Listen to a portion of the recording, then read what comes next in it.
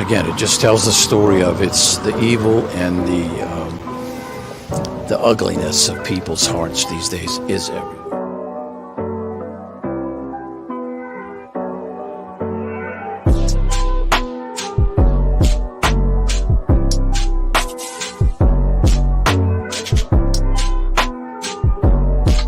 This is Franky Rose's Think Tank. Here's your host, Franky Rose.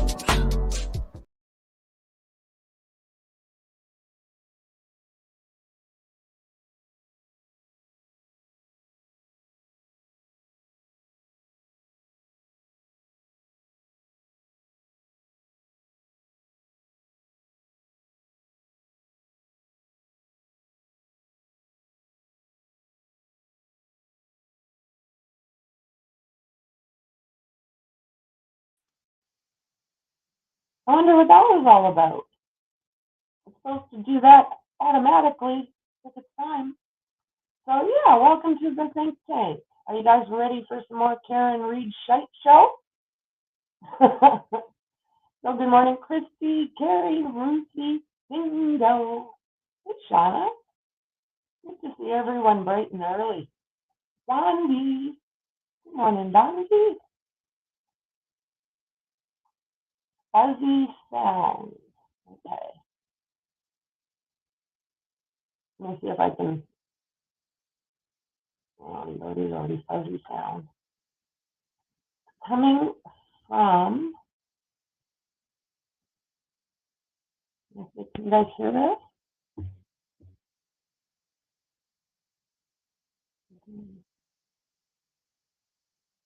Still working on this sound card. I think that's what's going on here. Like a madness weekend.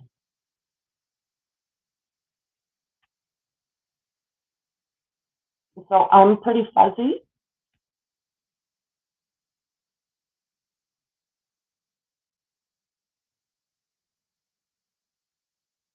I will wait till the stream starts and see how that works out. Very fuzzy. Okay.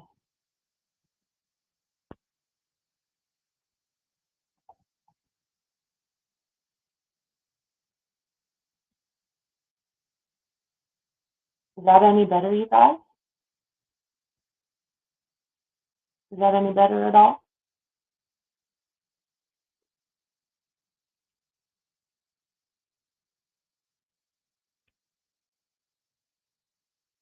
Any better?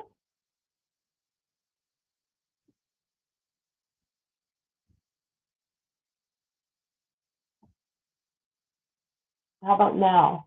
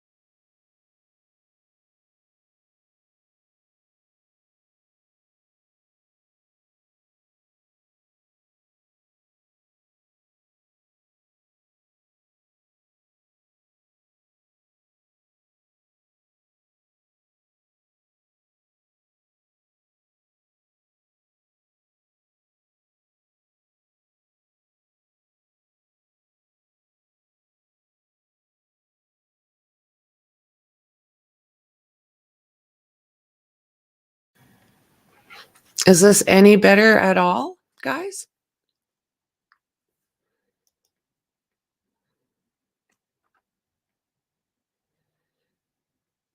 I'm hoping.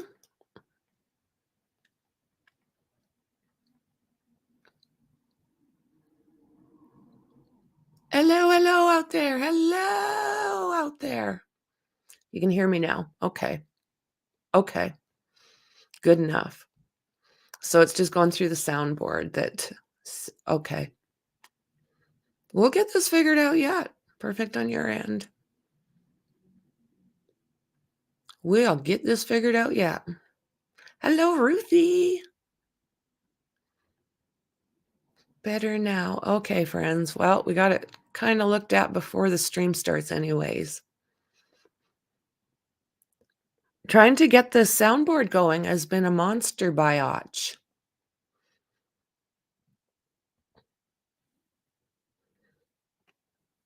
I've had to get a new speaker and more cords, and I'm still not getting it right. I didn't work on it a lot yesterday. I needed a break from it.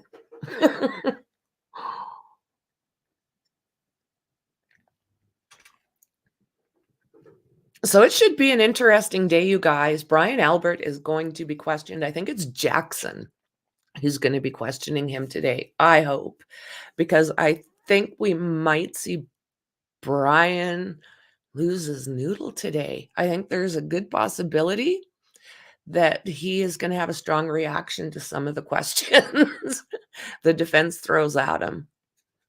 I can see it coming. So the court, of course, is a little bit behind. I'll try and work on this audio today while we're working at this and see if I can't get it working for you. Because I'm pretty sure we're getting close. Like I said, 3 chords, who would have known it would be such a nightmare? But yeah. I don't know how people figure this stuff out. Tech is a tricky, tricky thing. Oh, I know. I could see it happening today, though. I really could. If he is as wound up as I think he is as an individual, I think we might see a little bit of fireworks. And we're starting to get to the point where the interesting people are starting to show up on the stand. So it's it might be an interesting day in court. Brian's wife Friday on the stand. Whoa, the reactions out of her questioning from the defense, rolling her eyes and shaking her head. And it's like, why are you so defensive over there, lady? Again, we have to hope that the jury is seeing the same stuff we are. I don't know how they could miss it, but you never know, right? Yeah, I agree with you, friend. I agree.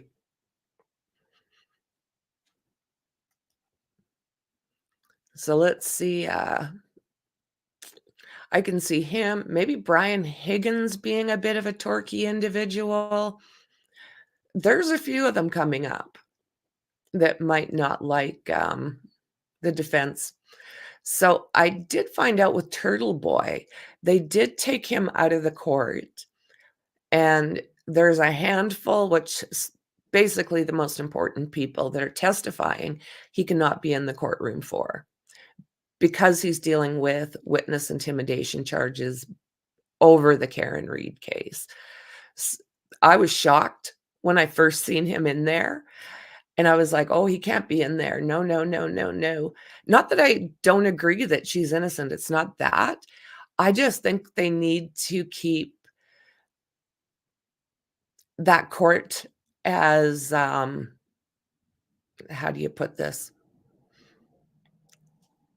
There can't be sway in the courtroom. There can't be somebody in there that's going to have a strong bias one way or another, especially if they are used to blurting out. Is Turtle Boy a thug? Some might say so. Some might say so. Some will just say he's a good journalist. So I don't think he's got any credentials to be a journalist. I think he's basically a blogger, if I understand correctly. And if you listen to things that have come out about him, his ex-girlfriends and things along these lines, people that have known him in the past, they'll say, I don't know if they'd use the exact word thug, but it might be the same meaning behind it, right?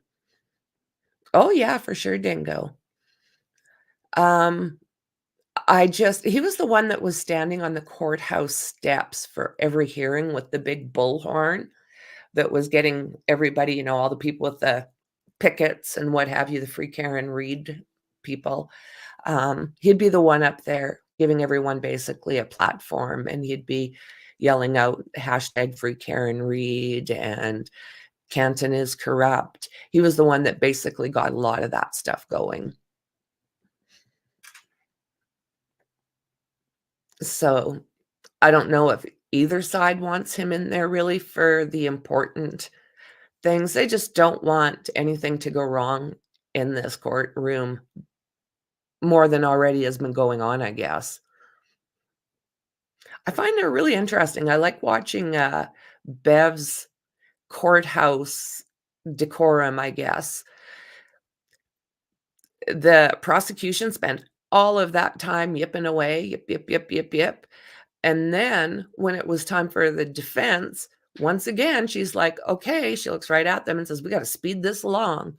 And I'm like, equal time. Like, do you really want to be pushing the defense that bad that you're going to take a chance on it being an unfair trial? I don't know. I'm not a fan of Bev at all. I think she's a shystery judge, but as far as I know, the FBI is still looking into all this case. So if there's anything crooked about that woman, I'm sure the FBI is going to be finding it. If she's just walking a fine line and everything she's doing here might not be correct, it might not be legal either. So, hello, Dandy. Good morning. That's what I think too, Dingo. I think it's already unfair. And the things that have happened are already. I don't know if they could get a mistrial. I don't know I think they're probably giving her lots of reasons for appeal. But I'm surprised that Jackson or one of his team, maybe they'll wait, haven't gone up and just said, listen, like, we want this thrown out. That's what I find too, Carrie, is anywhere I pop in, they're like, what the hell? What a joke. And that's what's going around all the different places that I check as well. They're all like, what? It's an unreal spectacle at this point. And it's just a matter of sitting back and watching the shite show. I gotta stop getting so cranky at Bev and Lolly. I'm making myself tense up and, we've talked about all that stuff. But it's hard not to have a reaction to what we're seeing. I'm just blown away. Good morning, Twitter. Good to see you guys. Got 75 from Twitter, everyone. So say good morning, good morning. Come on over and subscribe, like, and share. Come join the chat. You'll love them. Well, they're late already, Dingo. They're already late. So they were supposed to start about 10 minutes ago.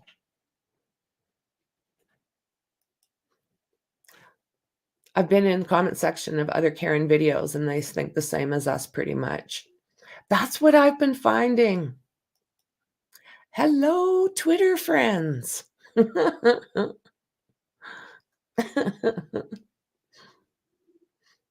Yeah, Bev, although she tries to rush along the defense and nobody else, she has not been on time yet. Yay, Twitter friends. Good morning. Yeah,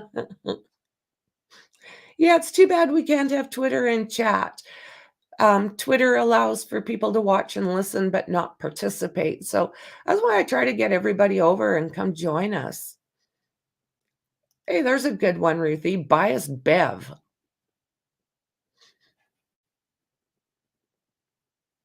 Yep.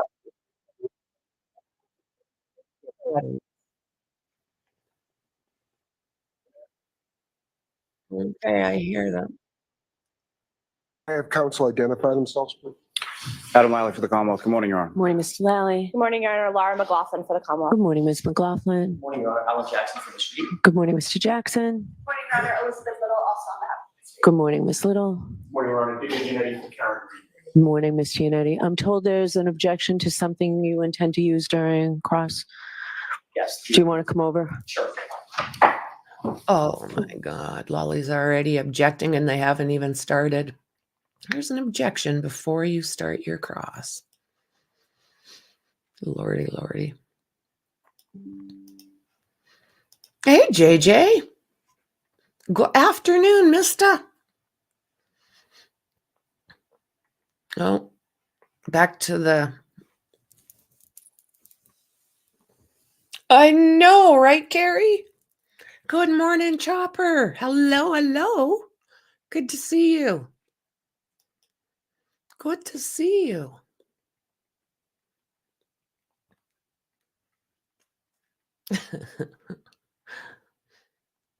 So she's late, and the first thing we're doing is a sidebar. So yeah, very much typical of Bev's court.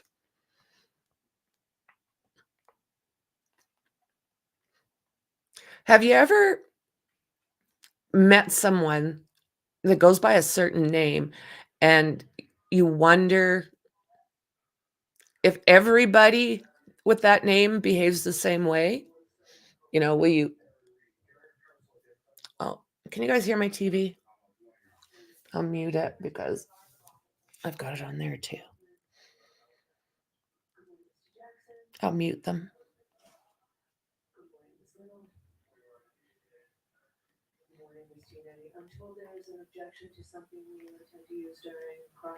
Objection to something you intend to use on cross. Yeah. Absolutely. Yeah. They have an objection to something before they even start.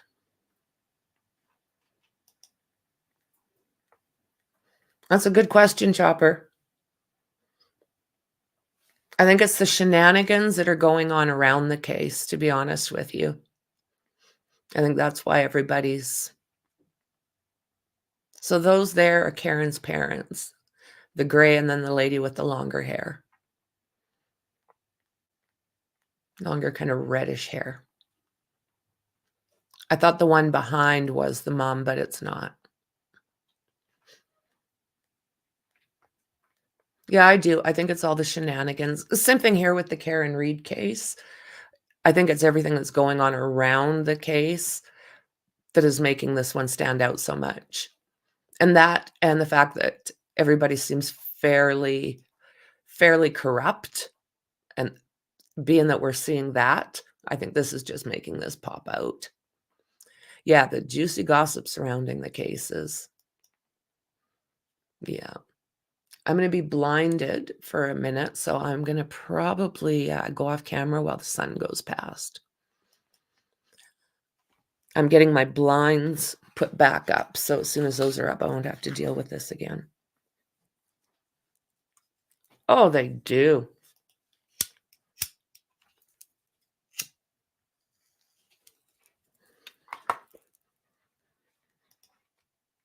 Even the way Bev makes everyone greet her winds me up. She treats people like toddlers. Oh my God. I was watching some stuff yesterday, James, and it was disgusting. She's talking to the lady lawyer and she's like, okay, so bring it up to the court reporter. Now give it to the witness, and now you can go back and question them. This is how she's talking to these very educated lawyers. It's, oh, the micromanagement, there's so much. Oh, Lordy, there's so much. What is the word I'm looking for? She's treating everybody like toddlers. I guess that's the best way to put it, is she's just treating everybody like toddlers. I think you're exactly right, James. It's just so condescending.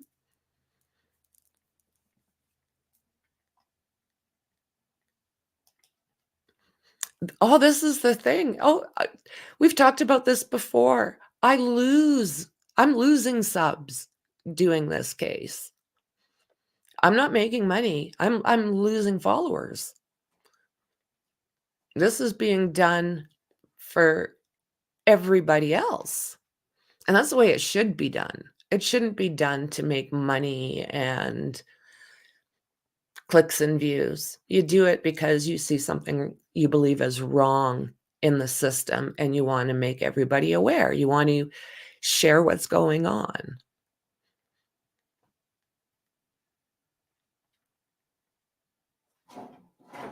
No, we don't need any bad apples here. No, we don't. We have the best group, you guys. We have the best of the best All here, right, in so we're my all set to opinion. begin? Okay. Bring the jurors over.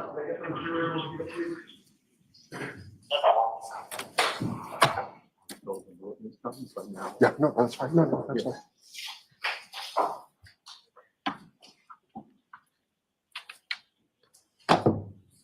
I unmute. You are unmuted.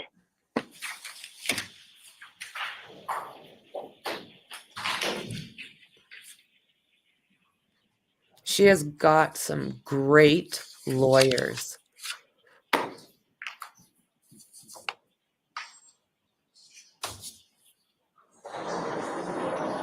Oh, I'm looking forward to seeing today, see what happens. Come on, we're ready for it.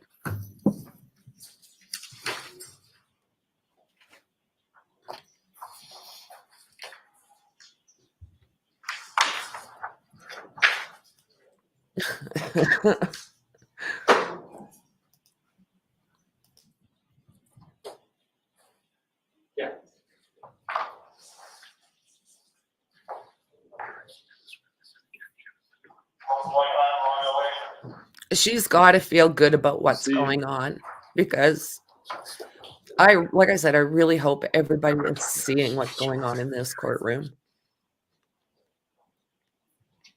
John's sister-in-law sitting there. She's just constantly glaring. She was dressed as Nana on Friday.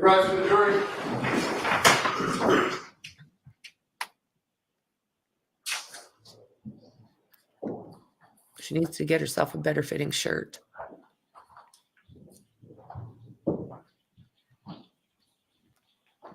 And there she is, Wicked Witch, with the fake smile.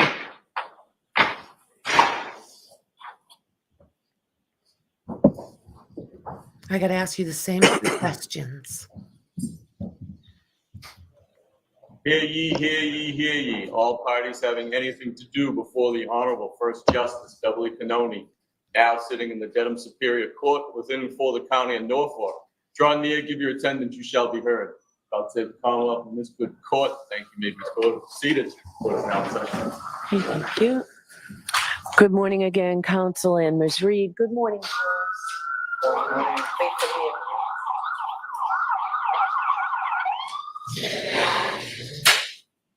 So I do have to ask you those 3 questions. Were you all able to follow the instructions and refrain from discussing this case with anyone over the weekend? Yes. Everyone said yes or nodded affirmatively. Were you also able to follow the instructions and refrain from doing any independent research or investigation into this case since we met on? Yes. Everyone said yes or nodded affirmatively. Did anyone happen to see, hear, or read anything about this case since we left here on Friday? No. Thank you very much. We'll bring Mr. Albert back in, please.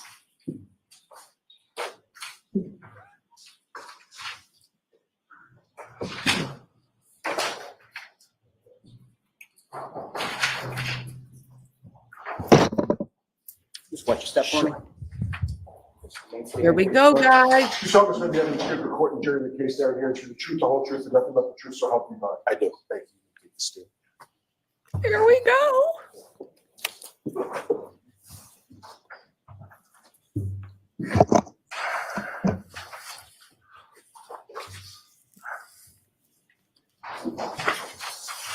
Okay, whenever you're ready, Mr. Jackson. Thank you, Your Honor. Mr. Albert, this is not, this process is not the first time you've testified in the court of law, is it? No, In fact, you were a police officer for either just under or just over 30 years, is that right? yes, During that time, how many times would you say that you testified in a court of law in any capacity? I would say 100 perhaps. So you consider yourself to be an experienced witness? In what aspect? In as far as being a witness as a police officer? You've experienced testifying in a courtroom. Yes, Okay, so you understand the oath. yes, You understand the gravity of perjury. yes. When was the last time you spoke to Mr. Lally before Friday when you began testifying? Before Friday, the last time I spoke to Mr. Lally was, I believe, on a conference call around the time of my grand jury testimony. Which would have been 2022, Yes, April of 2022. yes. You've not spoken with Mr. Lally since that time. I don't remember speaking with Mr. Lally since that time, no. What about anybody else from the district attorney's office? No, Have you gone over the facts or what you believe to be the facts of your testimony with anybody before you testified on Friday, not including any lawyer that you may have? no, Did you discuss any questions that you may be asked on direct examination or questions that you may be posed on cross-examination with any member of the district attorney's office? no.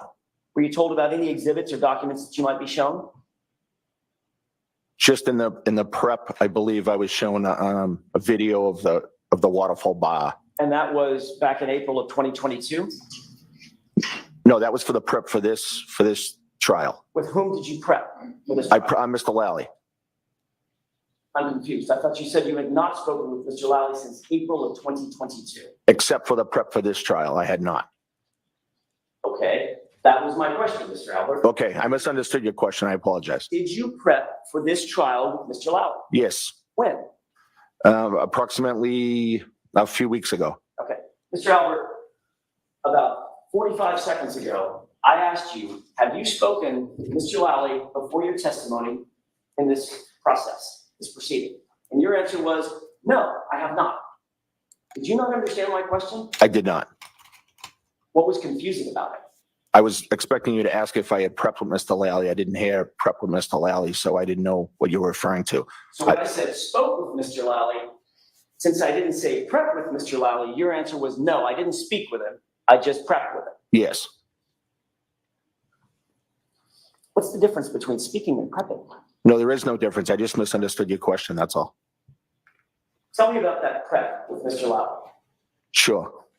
I prepped with Mr. Lally about this trial with Mr. Lally and my attorney. Where did that preparation take place? The preparation took place, I believe, I'm trying to remember exactly where it was. I actually don't recall where it was. Could it have been at the DA's office?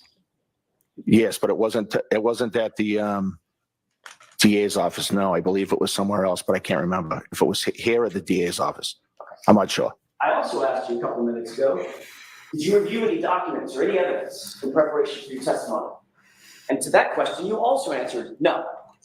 Well, I said I reviewed the video. Well, now you're saying you reviewed a video, but when I Yes. asked you, did you see any evidence or documents, anything in preparation for your testimony? You said no, right? No, I believe I said I saw a video. Did you misunderstand my question when I asked it the first time as well? No. Okay, I'm gonna try to be clearer with my questions. Okay. Let me try it again. What, if anything, have you reviewed in anticipation of your testimony in this trial?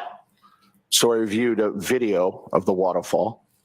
Anything else? I reviewed my transcript from the grand jury. So you have reviewed your prior testimony, My transcript of the grand jury, yes. which is prior testimony, correct? Yes. When did you do that? I did that during the prep. What part of the waterfall video did Mr. Lally show you? I was a small snippet of the video and just one of the 20 seconds of video during that night. Which part? There's a lot of video there. Which part, if you can tell us, which part did you review with Mr. Lally? It just showed the waterfall. It showed patrons. It showed myself and the other people I was with. What were you doing in that 20-second snippet of that video? I believe in one portion of it, I was fooling around with Brian Higgins. Fooling around? Yes. What does that mean? Means we were just fooling around. That's it. Fooling around like playing arm wrestling? No, I don't think we were arm wrestling. I think we were just pushing each other, fooling around. Oh, so play fighting. I don't think I would call it play fighting. No, I was just, Remember seeing part of the video where you took a fighting stance, sort of like this? I actually don't remember that part. No. No. Remember part of the video where Brian Higgins took a fighting stance, sort of like this? Maybe, yes. Two of you approached one another? I don't think I saw that whole video. No. Practicing fighting techniques? I wouldn't call it that. No, No. you can have that. I'm sorry, what was your answer to that, Mr. Albert? No. So what you reviewed with Mr. Lally was the portion of the video where you and Mr. Higgins were somehow fooling around. And, well, how would you describe it? If it's not fighting techniques, how would you describe it? Just joking, being silly, just fooling around. Okay. Doing what physically? Doing, if you rephrase, Physically. I mean, you could joke with words. right. Were you just joking with words like a stand-up comedian, or were you doing something physically? No, I think we were pushing each other, fooling around, joking. Okay. Did you ever show him how to throw a punch? Did I what? Did you show him how you would throw a punch? I don't remember that, no. Did you squat down, show him how you want to get low when you're either aggressive or defending an aggression? I don't remember that exact pose, no. Did he walk over to you and grab you and act like he was going to drive a knee into your stomach? I'm not sure. At some point, did you flip him around, grab him in a wrestling hold? I may have, I just don't remember it exactly. Do these things sound familiar when you reviewed, as to your review of the video that you saw with Mr. Lally? No, I didn't see all those on the video with Mr. Lally. Did you discuss with Mr. Lally the questions that you might be asked by him on direct examination? Did he go through, here are the topics of conversation that we're going to have? No, not like that. Did he go over with you what he believed the topics of conversation might be on cross-examination by either myself or Mr. Unetti? I believe so, yes. What did he tell you you might be asked? I don't remember exactly what he told me. He said we could be asked about the night at the waterfall. We could be asked about back at the house, things like that. Anything else? Not that I can remember. Is there anything, given your conversation with Mr. Lally, is there anything that you want to change about the testimony that you previously gave under oath in April of 2022? No, The fact that you now reviewed that testimony? no, You stick by that testimony? yes. Have you watched any of these proceedings on any platform before your testimony? No, Never tuned in to anything that's live streaming, any of the media coverage? no, You're aware that your wife testified before you? yes, Did you I don't want to know what the words were. Did you discuss her testimony with her before you testified? no, So she came home after testifying in this trial, and you two never brought it up? no. I just asked her how she was doing and that was it. Mr. Albert, are you close friends with Brian Higgins? I wouldn't describe it as close friends, no. He's a fellow law enforcement officer, correct? Yes, Works for the ATF, he does. the Department of, or the Bureau of Alcohol, Tobacco, and Firearms and Explosives, correct? Yes. How long have you known Mr. Higgins? I think I first met Mr. Higgins about 15 years ago. How did you meet him? It was a professional, something at work. We may have worked together. I think at the time he was a Cambridge arson squad member. And I think he came into the city of Boston to do something for work. So you've known him for 15 years and you were with him on January 28th, 2022, correct? Yes. And he's the person that you were, quote, joking and fooling around with, right? Yes. You had a long road trip with Mr. Higgins on January 28th, 2022, didn't you? What's the question? You had a long road trip with Mr. Higgins on January 28th, 2022, correct? We drove from New York to Boston, yes. Morning, It's a pretty good Tony. drive, you'd say? Yes. Consider that a road trip? Yes. How long? I don't know if it was probably somewhere around 4 hours, maybe. Once you got back from New York to back up to Boston, the Yes. Boston area, the two of you stopped at a location, correct? Yes. What was the location? The hillside. And what did you two do at the hillside? We went into the hillside, had a drink, talked, and I think Brian may have ordered food. So once you got back from that relatively long road trip, that 4 hour long road trip, I apologize, you stopped at a bar and started drinking, correct? Yes. Do you have anything to eat at the hillside? I did not. But Brian did. Brian Higgins did. I left prior to Brian Higgins eating. During the course of that road trip, or at the hillside, did the two of you discuss Karen Reed, my client? No. Did her name ever come up? No. Without telling me anything that he may have actually said, did he mention Karen Reed or the topic of Karen Reed? No, never. Did he mention the fact that he had been texting and flirting with Karen Reed 2 weeks prior? No. So that subject, according to you, was never addressed or broached by Mr. Higgins or you No. during that entire day. No. After you arrived at the waterfall, John O'Keefe arrived subsequent thereto, right? Yes. How long after? Approximately 45 minutes, maybe? And Karen Reed was with him, is that right? Yes. Brian Higgins was standing right next to you when she came in along with John O'Keefe, correct? I'm not sure where people were standing when they arrived. Well, you remember you saw video, correct? I don't believe there's any, I saw video of them walking into waterfall now. Fair enough, but you saw at least a clip, according to you, you saw a clip of that video of you at the waterfall, correct? Yes. You were situated at a high top table, right? Yes. Your back is sort of to the camera, is that right? I'm not sure of the camera angles. The video that I saw, I was at the high top table, but I'm not sure of all the camera angles of the waterfall. Brian Higgins is the guy with the sweatshirt with maybe a Harley Davidson emblem on the back or something. I'm not sure what he wore that night. I'm sure he had a sweatshirt on, but I don't know what the emblem was. He was standing right next to you in the video clip that you saw. Yes. Okay. In other words, that was the video where he was standing right next to you. You two turn to each other and start this play fighting thing. Yes. So if it's that time or sometime around there at the high top, you were in proximity of Brian Higgins when Karen Reed and John O'Keefe came into the bar, correct? I just don't recall the timing of when they came into the bar. All right, Mr. Albert, did Mr. Higgins say anything to you at that time about John O'Keefe arriving with Karen Reed at his side? No.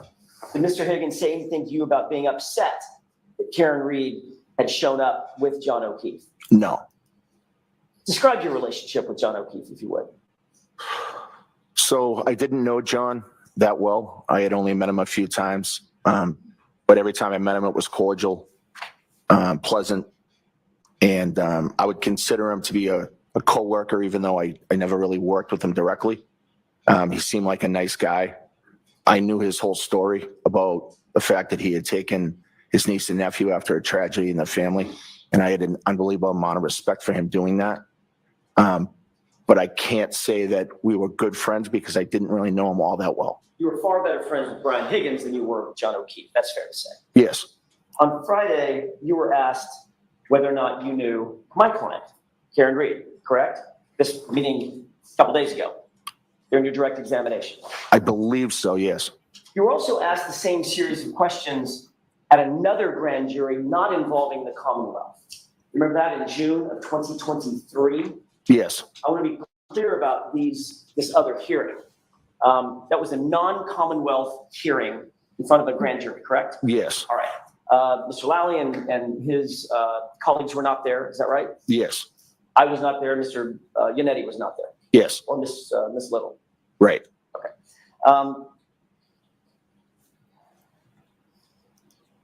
At that June 2023, and I'm going to talk about a couple of dates, so I don't want to be confusing.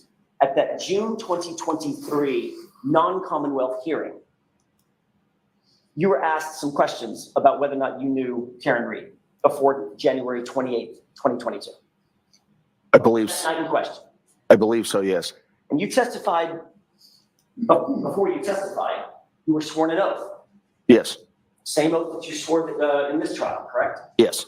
Swore to tell the truth, the whole truth, and nothing but the truth? Yes. And you knew that you were testifying under penalty of perjury in that hearing as well, correct? Yes. And you testified at that non-Commonwealth grand jury that you, quote, believe Karen was with John the night he came into Hillside, a female that looked similar to Karen from the waterfall came in with him on that night, and I assume that was her, but I can't say for sure, end quote. That was your testimony before that grand jury.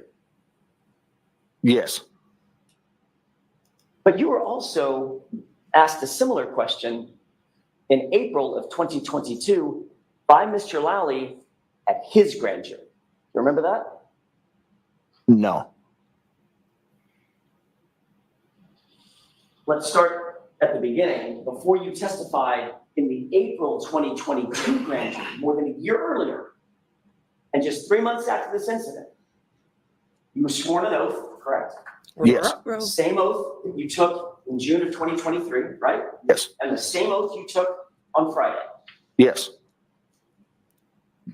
Isn't it true that you were asked the question whether or not you knew Karen Reed on January 28th, 2022, and you testified, quote, I've never met or seen her before, end quote.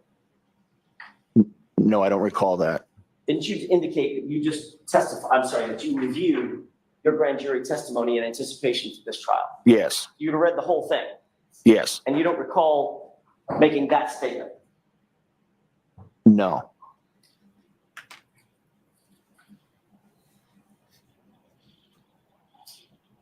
May I approach you? Yes, and I'll see counsel at sidebar when you leave that with the witness. Of course you will. Just please take a look at that. Sure. Unreal.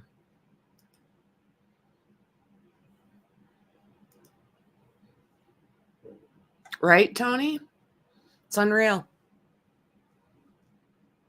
Unreal.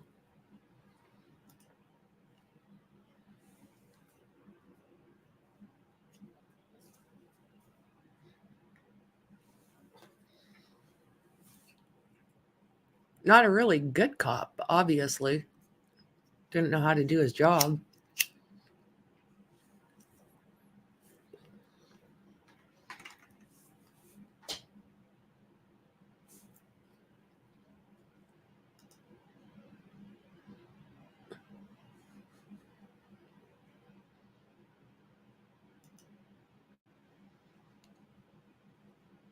I'm pretty sure they're fairly experienced at lying on the stand. May I approach you? Yes. Mr. Albert, have you had an opportunity to review that? I have. Thank you. Yep, I agree. Does that refresh your recollection as to what you said before the grand jury in April of 2022? Yes, but you didn't read the whole. You didn't read the whole quote, though. Right. The whole quote is the following. Question. So the female you had never met before, is that fair to say? Answer. No, I've never met her or seen her before, period. Maybe once, but I don't think I've ever had a conversation with her. That was the entire quote, correct? That's the entire quote, yes. That's not what you read earlier, but yes. Well, what I read earlier was, I've never met or seen her before. Those words came out of your mouth, correct? That's not my whole sentence, no. You said, I've never met or seen her before, and then you said, maybe once, but I've never had a conversation with her, I don't think. Right, that's my sentence. Okay, so which is it, Mr. Albert? What were you saying? Were you saying you met her and had a conversation with her? Or were you saying, I've never met or seen her before? Which one of those two things was true? I was saying that I met her maybe once. Actually, what you said was, I've never met her or seen her before. Your words, not my words, sir. Isn't that right? No, because in the next sentence I say, I met her maybe once. So you literally changed your testimony within your own testimony. Objection. No, can you answer that, Mr. Albert? I believe I qualified my first sentence with his second sentence. So what changed between the first sentence, where you indicated unequivocally, I've never met or seen her before, and the second sentence when you said, maybe once? I'm not sure what I was thinking at the time that I said that. Isn't it true, Mr. Albert, not only had you met Miss Reed, but you had spent several hours with Karen Reed and John O'Keefe 6 days before this incident. Isn't that true? No. In fact, on January 22nd, 2022, 6 days before January 28th, you socialized with Karen Reed at the Hillside Bar for several hours, didn't you? I was at the Hillside Bar the week prior, yes. It was a Saturday night, correct? Yes. You were at the bar.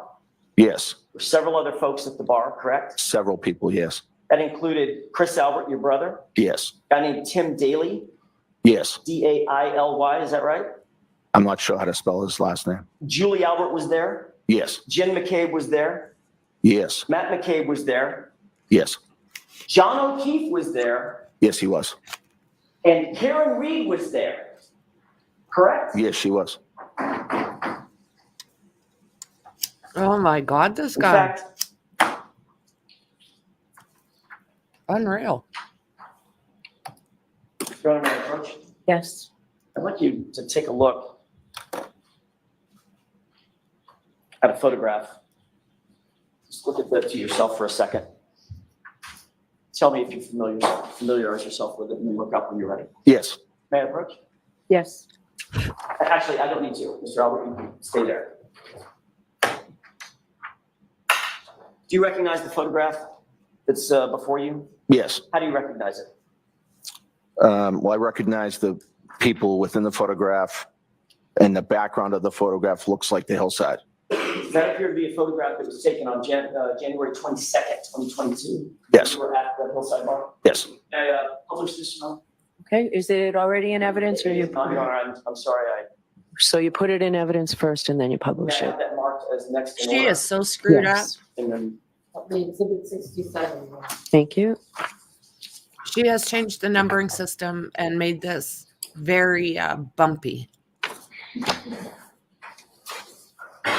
I don't think she has a clue what she's doing.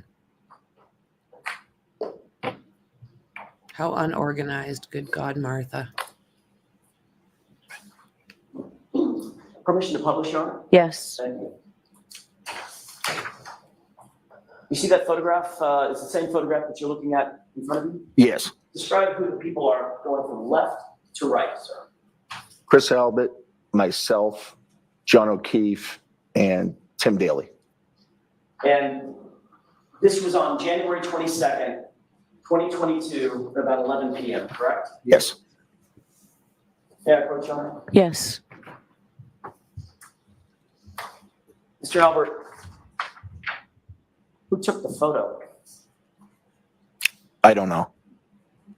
Karen Reed took the photo, didn't she? I have no idea who took that photo. Karen Reed took the photo, you're literally staring right at her, correct? I don't know who took the photo. Well, who else do you think it could have been? Well, there are a lot of people there. You mentioned my sister, two sister-in-laws, a brother-in-law. I'm not sure. We can turn the lights back on, please, and take the photo down. She's the only one that didn't have a horse face out of that crowd. I'm sure he remembers her.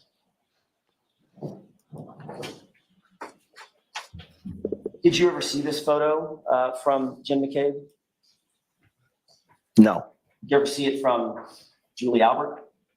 no, Chris Albert didn't take it. He's in it. right, Tim didn't take it. He's in it. right, You obviously didn't take it. right. And who's the guy on the far right? Tim, That was Tim. Who's the guy next to Tim?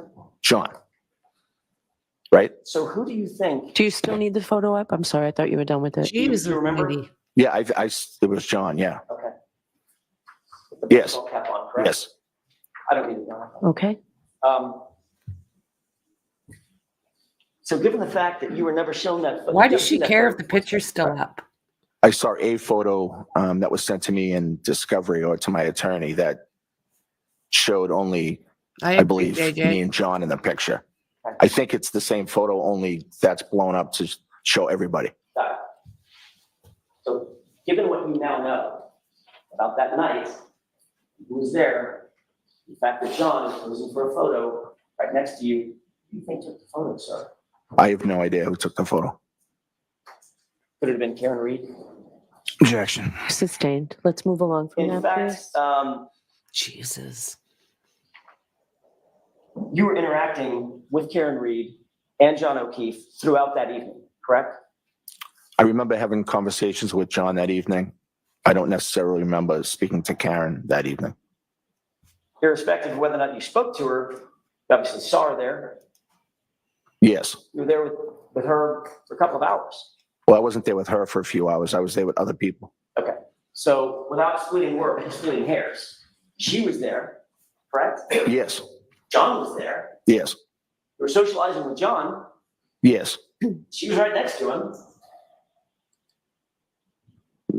Sometimes, perhaps not, maybe all the times I was talking to him, no. So you were socializing not exclusively with her, Right. but certainly socializing with her 6 days before John O'Keefe ended up dead on your lawn, correct? We were there at the same time, yes. And yet, when you were asked 3 months later, do you know Karen Reed, or how do you know Karen Reed? The actual question was, so the female you've never met before. Is that fair to say? That was Mr. Lowry's question. And your immediate response was, no, I've never met her or seen her before, correct? That's what you said. That's not my whole response, no. That's what you said immediately upon that question, sir. That's the beginning of my response, yes. That was the first sentence out of your mouth. Yes.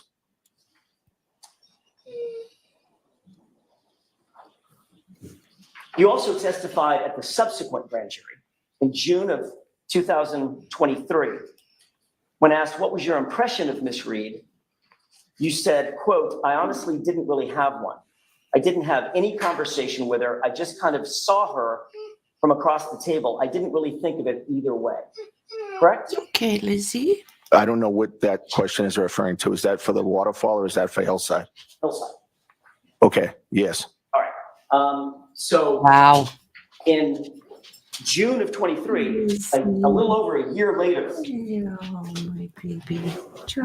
your testimony significantly changed from no, I've never met or seen her before, to I really didn't have a conversation with her. I saw her across the table. I didn't really think of it either way.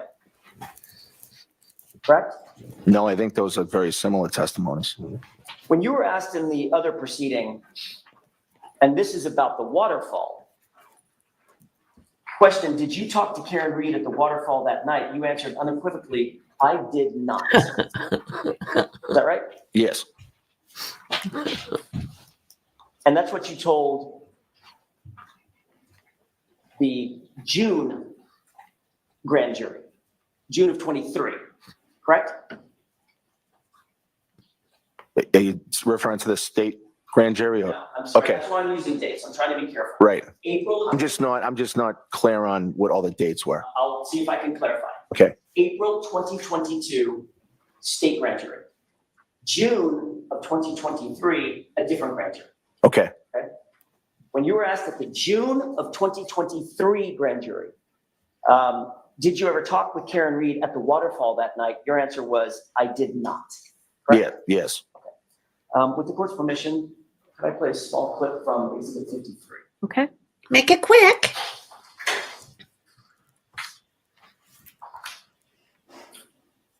Starting at timestamp 11:53 and 15 seconds. If we could just play this, and I would direct your attention, sir, to the upper right-hand corner.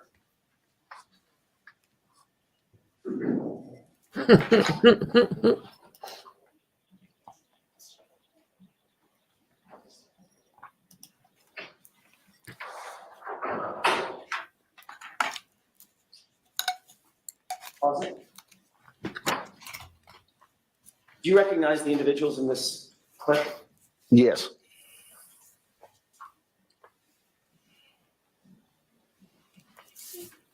You recognize that person? Yes, I believe that's me. You recognize that person? I do. I believe that's the defendant. Ms. Reed, Yes. what does it appear you are doing as it relates to Ms. Reed? in this Notice story? they never use her name. It appears that Defendant. I'm talking at the table. I don't know if it's specifically to her, but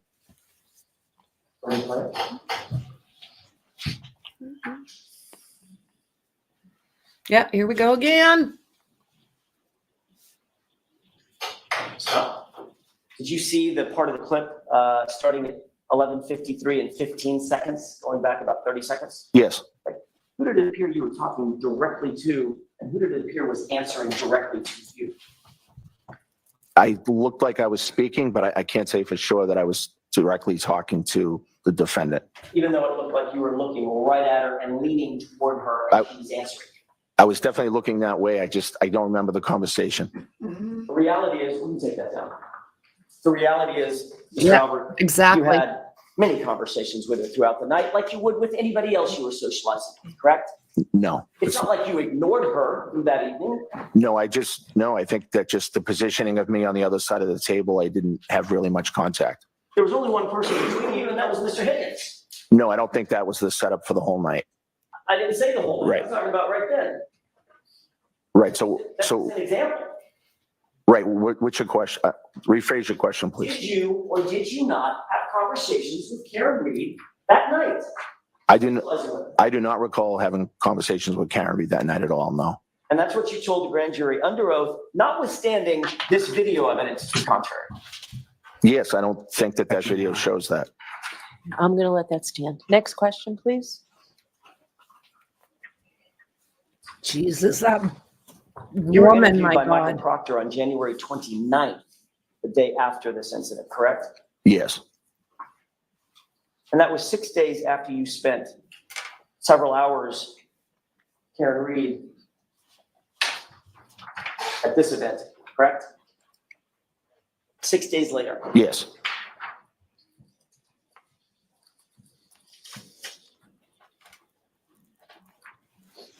You were asked by Michael Proctor whether or not you knew or what your relationship was with Karen Reed, correct? I don't recall if he asked me that. Did you say to Michael Proctor, quote, that you quote, did not know Karen Reed, end quote? I may have, yes. But when you made that statement, you did not know that Ms. Reed had a photograph of you at the Hillside Bar, correct? You didn't know that photo existed, did you? Objection, Your Honor. Sustained. Sir, you were trying to distance yourself from Ms. Reed in your interview with Michael Proctor, weren't you? Objection. Were you? No, I was not. Mr. Albert, you were trying to distance yourself from knowing Ms. Reed in your grand jury testimony with, well, I'll use the date, in your April 2022 grand jury testimony, weren't you? No. You were further trying to distance yourself from Ms. Reed in your June 2023 grand jury testimony as well, correct?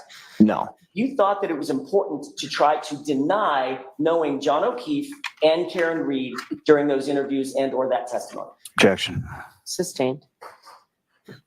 Mr. Albert, you knew that if you admitted having a relationship with John O'Keefe and Karen Reed, you'd have a lot to answer for when Karen Reed's boyfriend ended up dead on your lawn 6 days later, correct? Objection.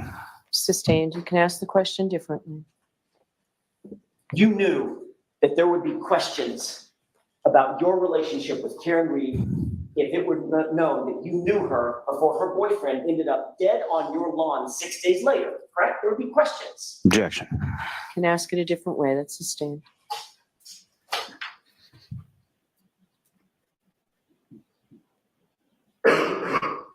So you lied under oath when you said, I've never met or seen her before, correct? No, because that wasn't my whole statement. The sentence, I've never met or seen her before, pretty unequivocal, isn't it? That was not the context of my whole sentence. But that's the words that came, those are the words that came out of your mouth, right? Initially, and then I remembered that I had met her once. Let me just ask it this way. Sure. Is that sentence true or false? That you had never met or seen her before? True or false? That portion of that sentence is false. Let's get this on the record. Did John O'Keefe come into your house at 34 Fairview at any time on January 29th, 2022? Absolutely not. I wished he had. And you're as sure about that as you are about the statement that you had never met or seen Karen Reed in your life, Objection. correct? Sustained. Can ask it differently, Mr. Jackson. I want to get back to the waterfall.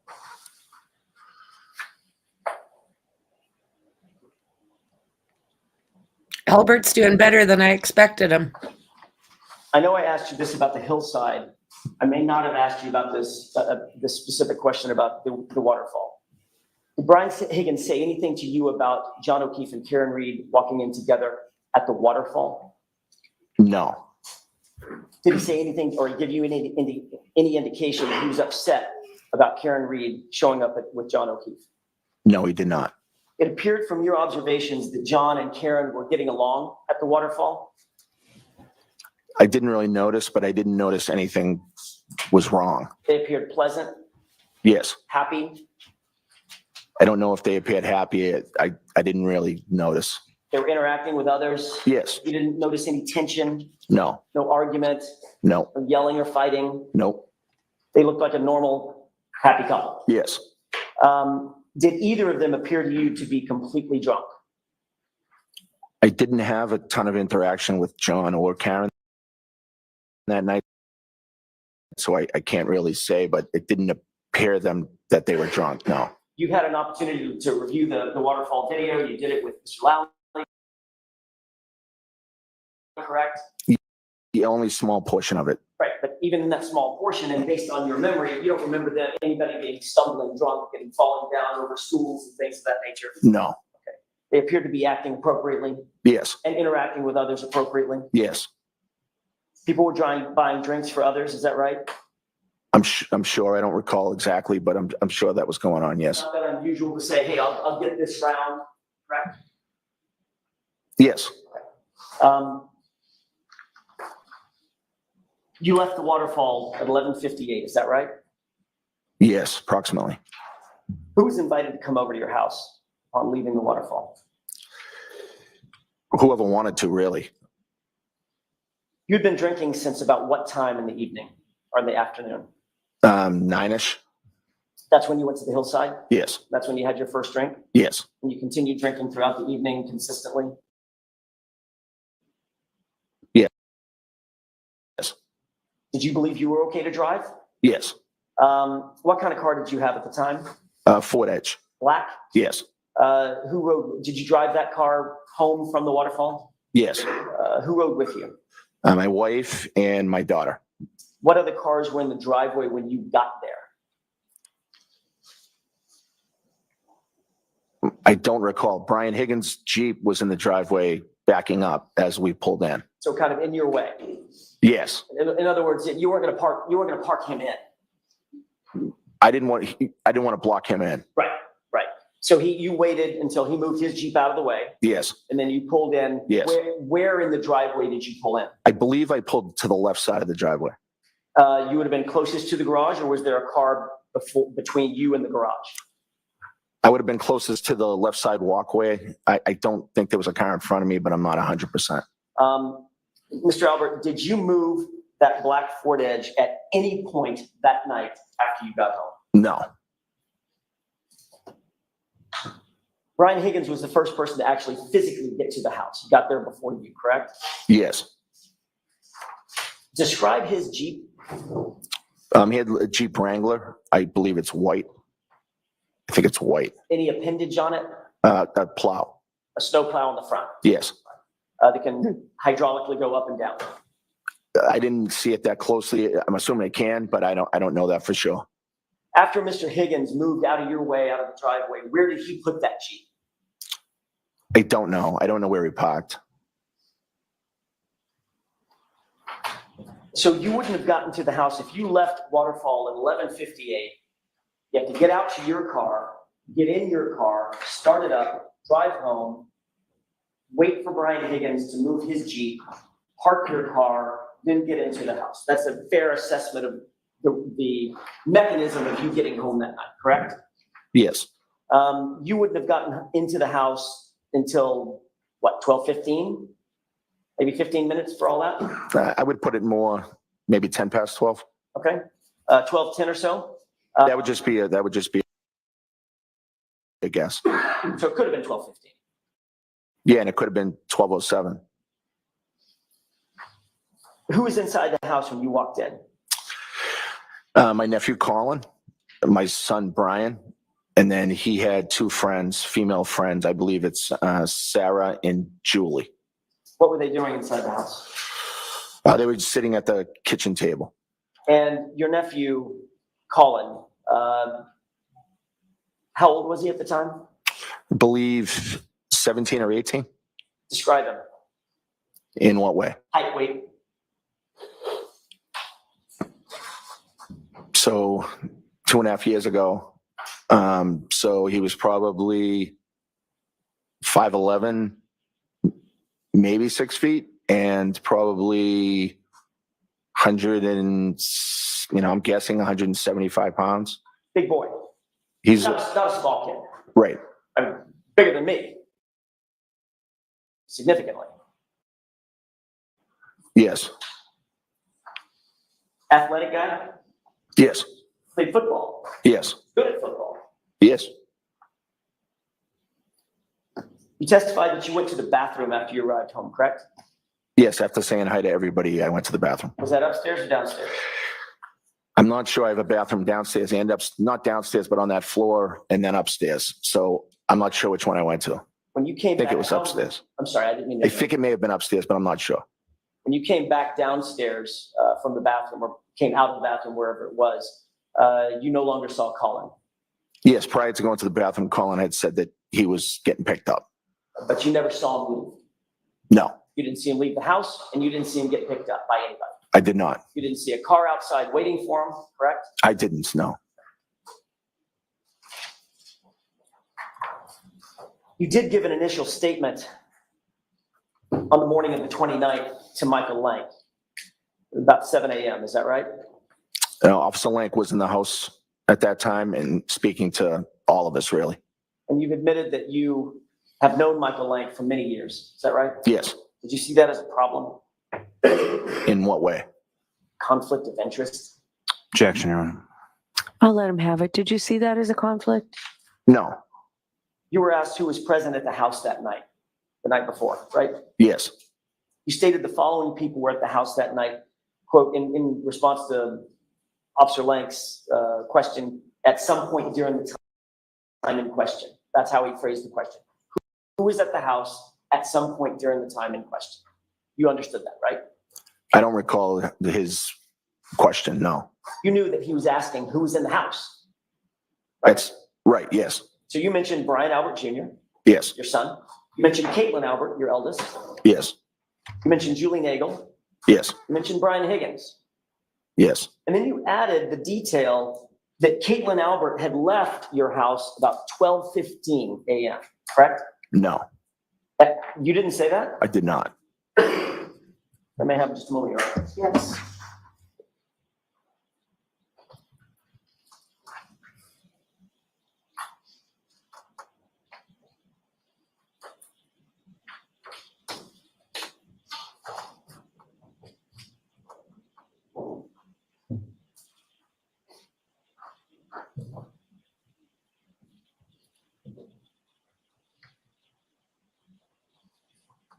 May I approach you? Yes.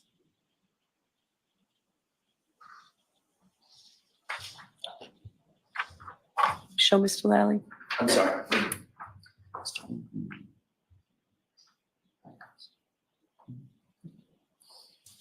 So you don't have to sit and read the entire thing. There's a, right at the top of this post-it, there's a word that says next. If you would read that area, that next few sentences, let me know when you're finished.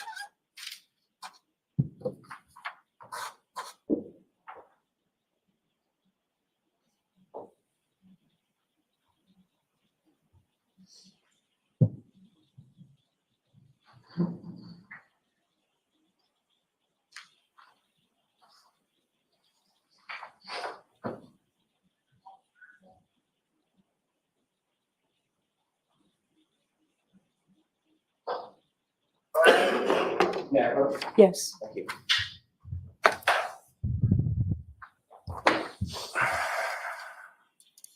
Mr. Albert, did you have an opportunity to review that portion of a report? I did. Did that refresh your recollection about a conversation that you had along with your wife with Officer Lank?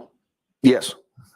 Isn't it true that Officer Lank asked you and your wife who else was in the house that night aside from the names already mentioned? And the names mentioned were Brian Albert Jr., Caitlin Albert, Julie Nagel, and Brian Higgins, quote, who is a friend of Brian Albert Sr., end quote. Is that right?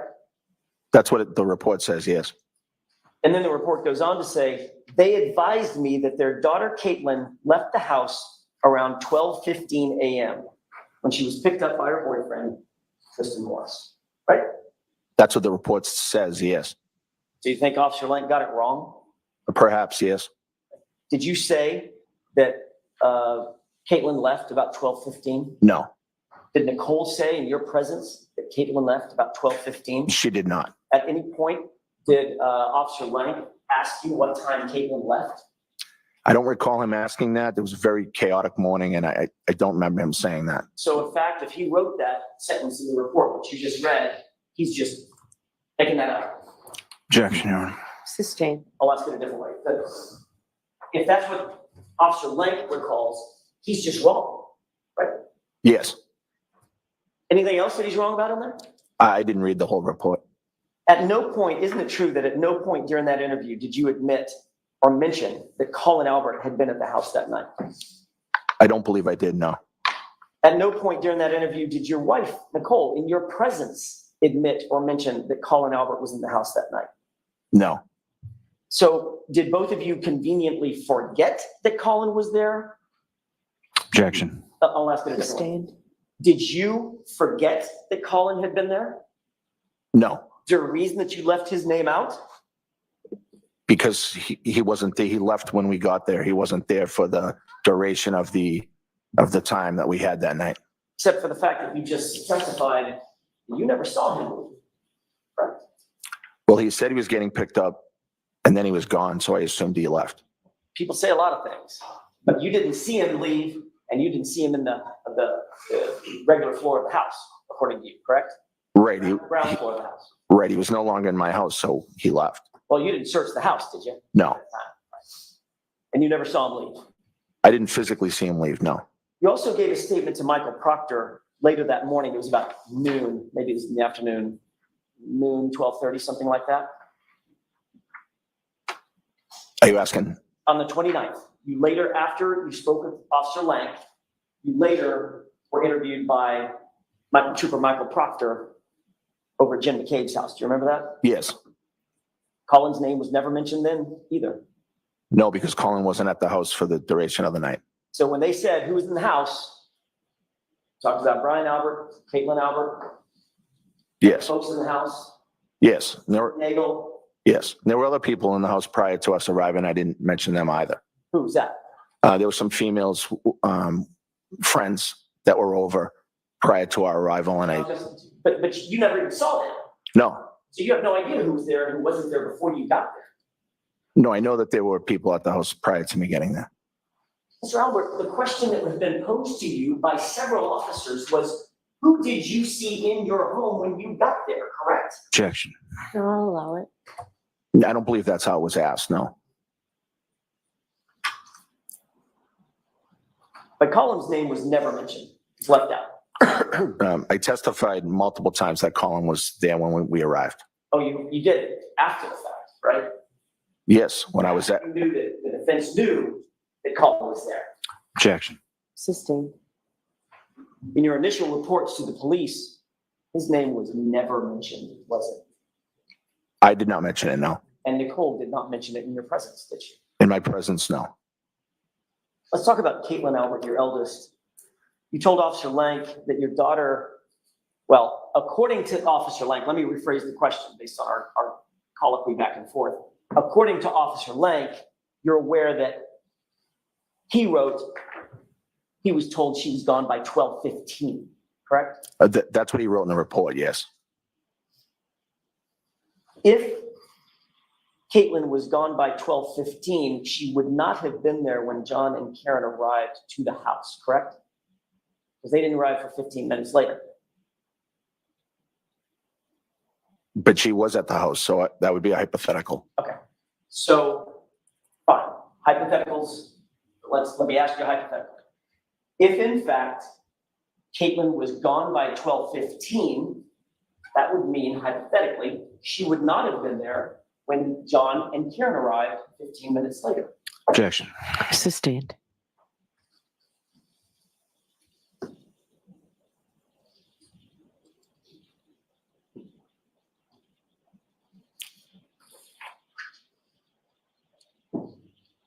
When you were interviewed by Officer Lank that morning, other people were in the room, not just you and Officer Lank, correct?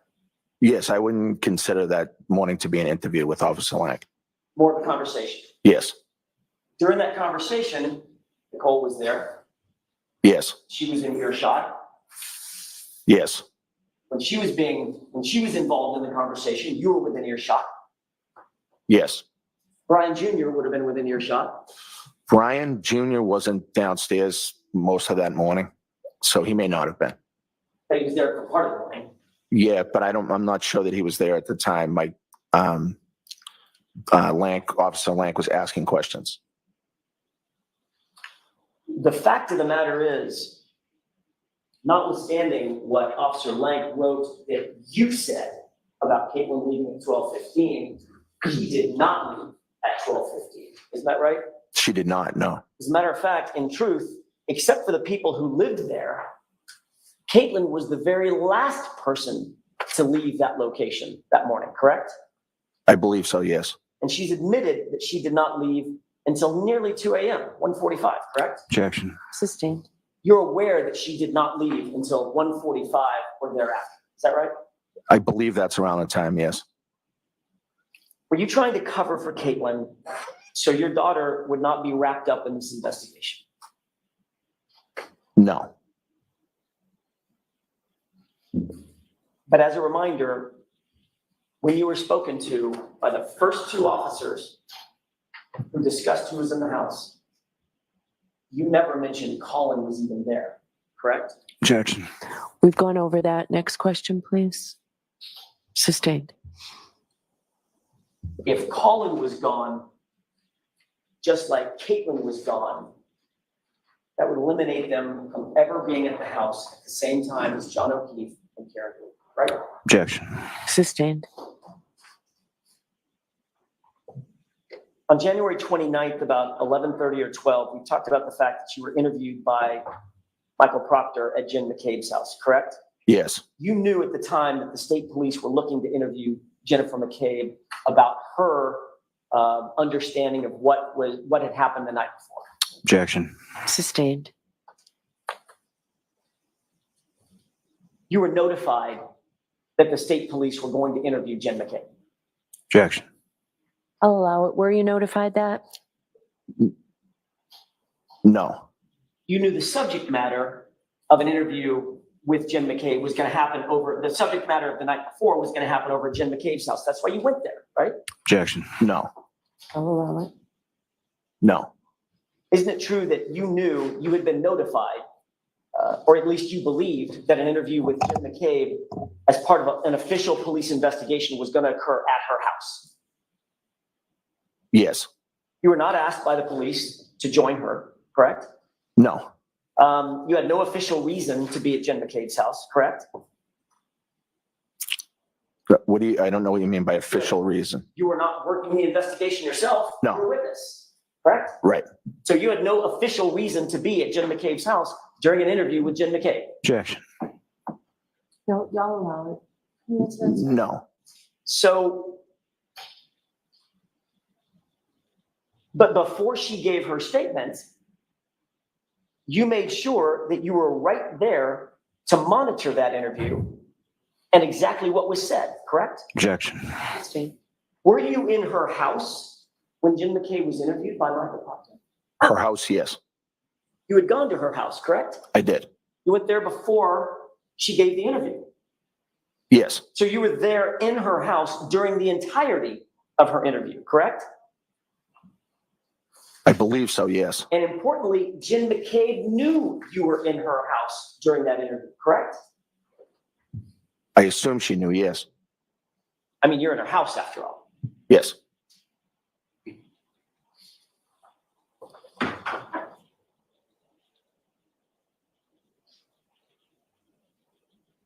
I want to get back to 34 Fairview if I could. In the early morning hours of January 29th, Brian Higgins directly followed you into the house after you walked in, correct? Could you rephrase that? Sure. You walked in, even though there was some moving of cars, you were the first one to walk into the house. Brian Higgins followed you. Yes. Nicole and Caitlin then came in shortly after that. I think Nicole and Caitlin probably came in around the same time as me. Did you And make then Brian Higgins. Sorry. Did you make another drink once you walked into the house? Did I make a drink? Did you make a drink, grab a beer? Yes. Okay. When I say make a drink, did you get a drink? Yes. What drink did you get? I don't know. Probably just would have been whatever was at the house, a beer or something. Okay. Did Higgins have another drink? I don't know. What did you do? What did you and Brian Higgins do once you were inside the house? We just kind of hung out, talked. At any point, did you and Brian Higgins go down to the basement? No, I don't remember going to the basement. You don't remember going to the basement, or you didn't go to the basement? No, I didn't go to the basement. Did Brian Higgins go to the basement? Not that I know of.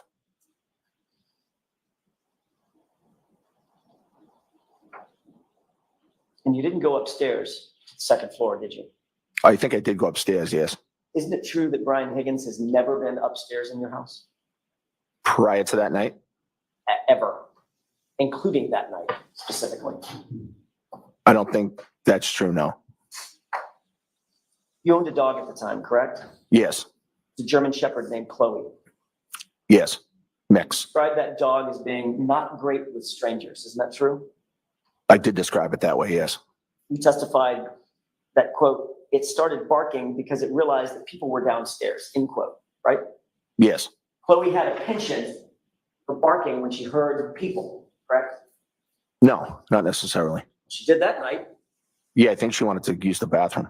Well, that's not what you said in your testimony. You said it started barking because it realized there were people downstairs, right? Right. So your German Shepherd, probably a decent dog, guard dog, if she heard commotion and people, she would bark. Objection. Sustained, you can ask it differently. Obviously, if Chloe hears commotion and people, she's apt to bark. That's the only question. No, So just that night, out of nowhere, first time ever, Chloe starts barking when people walk into the house. no, it's not the first time ever, but she didn't bark often. Okay, but she did bark that night, right? Yes, And the reason that you gave under oath for why she started barking was because there were people downstairs milling about, right? yes, So in that instance, on January 29th, in the early morning hours, she was barking because she heard people. well, I can't say why she was barking. Well, you did say why she was barking, I let her out to use the bathroom, so I think that's probably why. except your testimony was it started barking because it realized there were people downstairs. Those are your words, Mr. Albert, not Right, mine. okay, Do you stand by those? yes, Okay. You ultimately did let Chloe out to go to the bathroom, correct? yes, And then you allowed her to stay downstairs and you monitored her with the others who were in the house. Isn't that right? Yes. As a matter of fact, you testified in that state grand jury, the same April grand jury, April of 2022. So I let it go out to the bathroom. I let it back in. I kind of monitored it a little because we usually don't have people over the house and the dog's not great with strangers, period. So I was just making sure that the dog was all right with the people that were over, end quote, correct? Yes. So in fact, you did keep Chloe downstairs at least for a period of time with people that were over, right? Yes, for a few minutes, I think.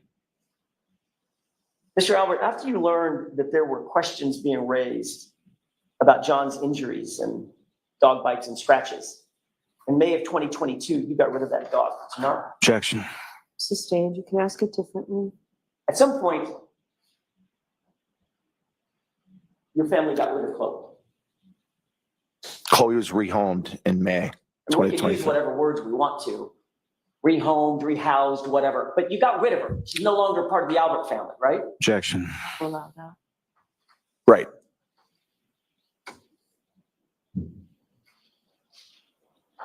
When did you get rid of her?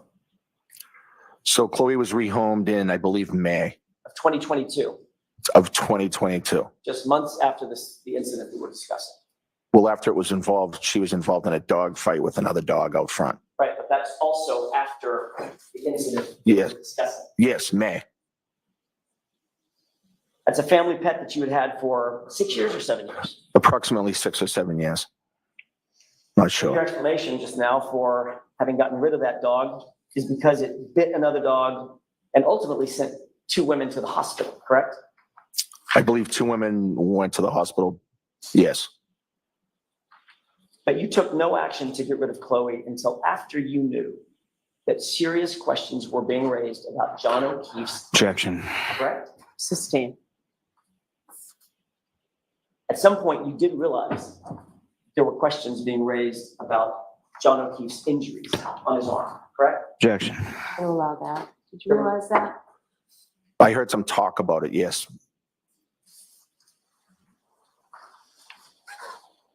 As of January of 2022, John O'Keefe had never been in your house, had he? John O'Keefe was never in my house before or after that date. Certainly, John O'Keefe, you would agree with me, he would count, were he in your house, he would count as a stranger to Chloe.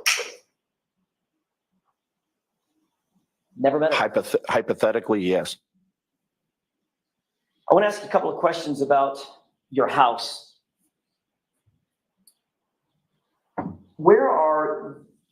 I know there's multiple bedrooms. Are all the bedrooms on the top floor?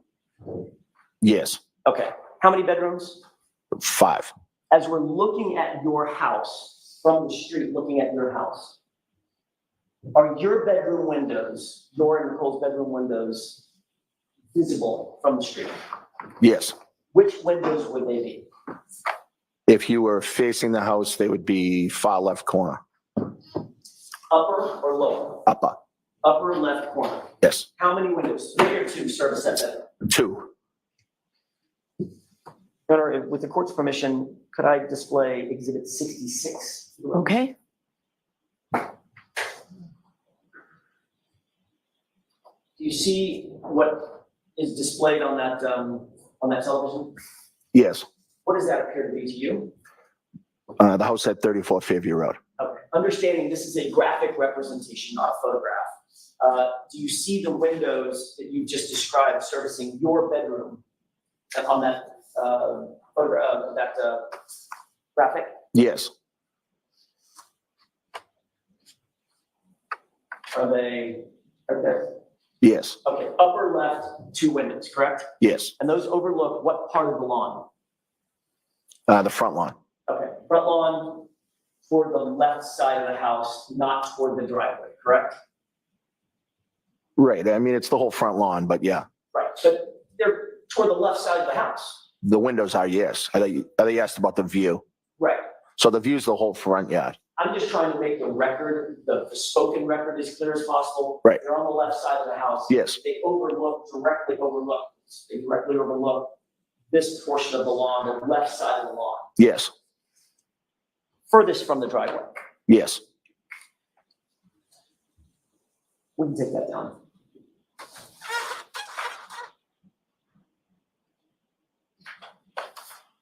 Where's your bed, or where was your bed inside that room as relates to the windows? I'm just trying to think of how to describe it. So the bed would be in the middle of the bedroom. Okay, it's a bad question on my part because we haven't done that. Let's do it this way. How many feet from the windows would the closest part of your bed be to those windows? Maybe 5 feet. 6 feet. You indicated that Nicole came to bed about 2 o'clock in the morning. Yes. Where was the dog? The dog was in my room. And she was sleeping on a mat in your room. Yes. And that mat is also about 6 feet from the windows. Yes.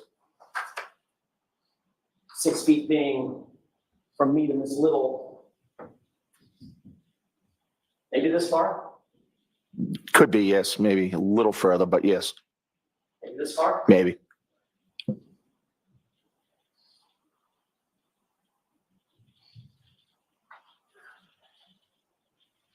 It's a relatively quiet street generally, Fairview. Yes. Not an enormous amount of through traffic. No. Not a busy freeway or a highway, correct? No. Not an especially noisy street, The street, no. especially at 6 a.m. on a Saturday morning, right? Right. Where were you at 6:03 on the morning of January 29th, 2022? I was sleeping in my room. 6 feet from that window. Yes. Was Nicole in bed with you? Yes. Had you taken any medication the night before? No. Were you on any sedatives? No. Sleeping pills? No. Were you wearing a sleep apnea machine? No. Were you wearing an eye mask? No. Were you wearing earplugs? No. You shortly thereafter became aware that 6 emergency vehicles, including a fire engine, police cruisers, and unmarked police vehicles, a civilian SUV, were all parked in front of your house that morning, correct?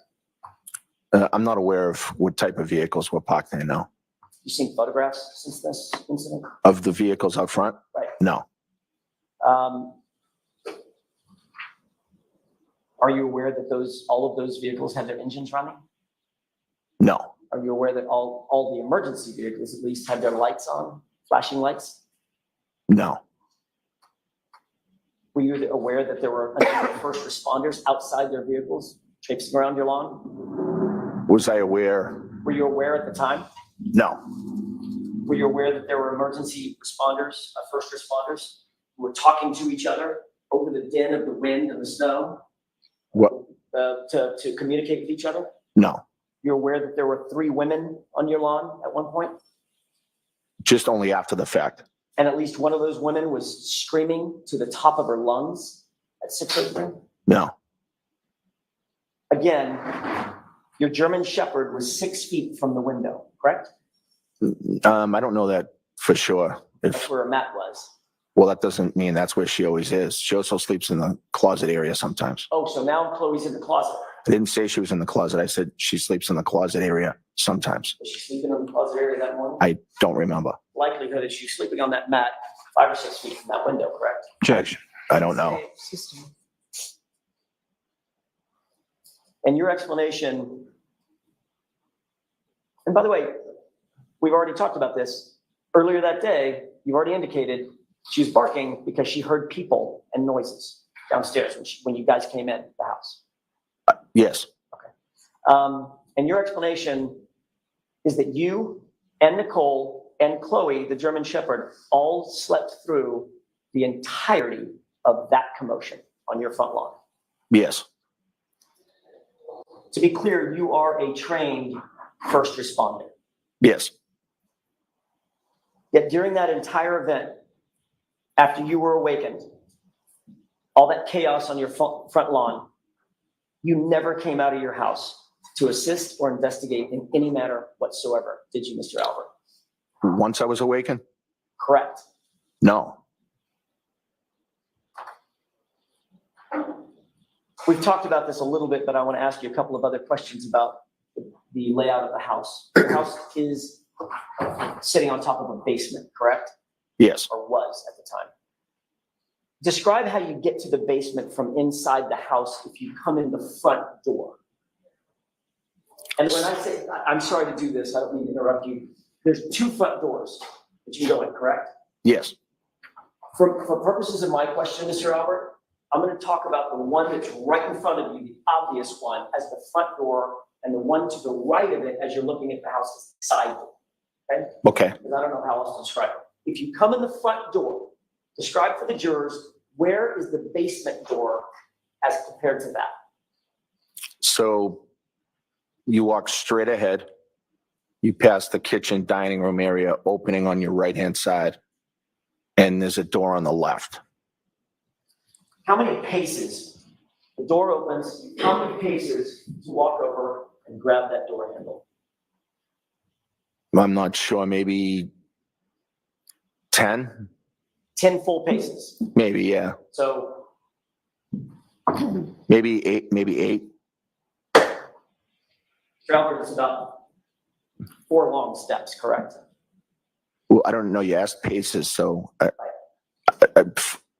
6 feet, 6 feet. 6 to 8 feet, maybe. Got it.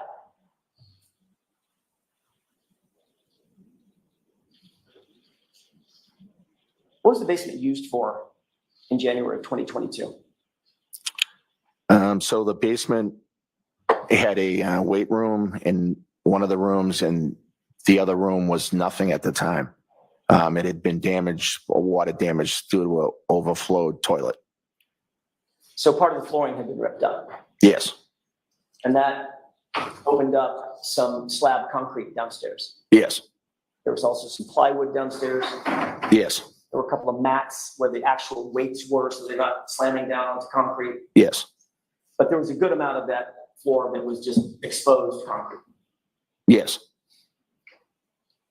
The workout equipment would include things like, what, barbells, dumbbells, yes, heavy weights, yes, heavy bars. Yep. Made from metal. yep.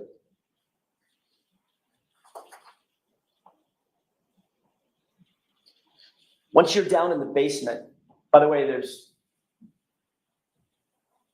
2 flights that you go down at angles to get to the basement. A series of steps, a landing, take a left, another series of steps, and you stand on the basement.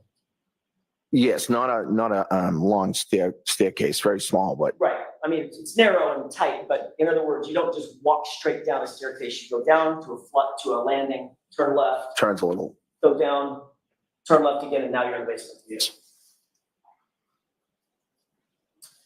If you wanted to move something large or heavy out of that basement without having to go through the house, could you do that? Objection. I'll allow it. Could you rephrase the question? I'll say it again. If you wanted to move something large or heavy out of that basement without having to go through the main house, could you do that? Yes, I mean, it would depend what it was, obviously, how big it was, or How would you do that? there's a bulkhead door you can use. Got it. Where does that bulkhead door come out of? It comes out to the backyard right at the kitchen area. You can see it from the kitchen. And right to the left of that is the side fence. Yes, And directly through that side fence is the front yard.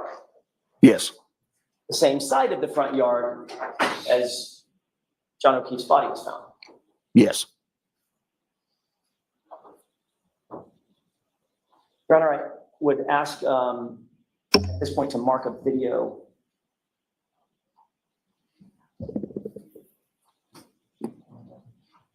Can I have just a moment, Your Honor? Yes.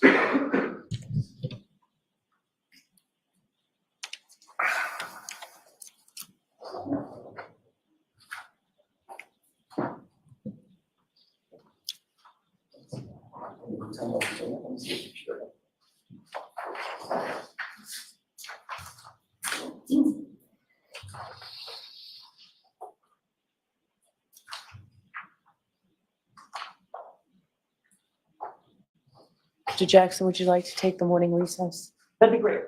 Good time. Yes, thank you. Court, all rise, please. Sheriff, put down your notebook, follow me, please.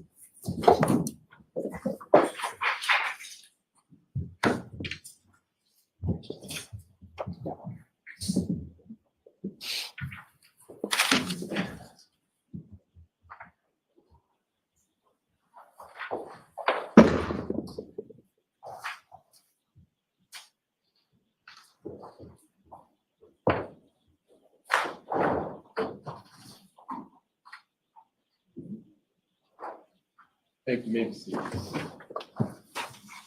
Do you anticipate having it all on a flash drive to put in? All right.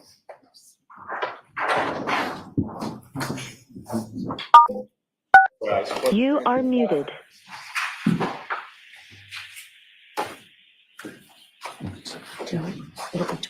Maybe. The morning recess, Chair.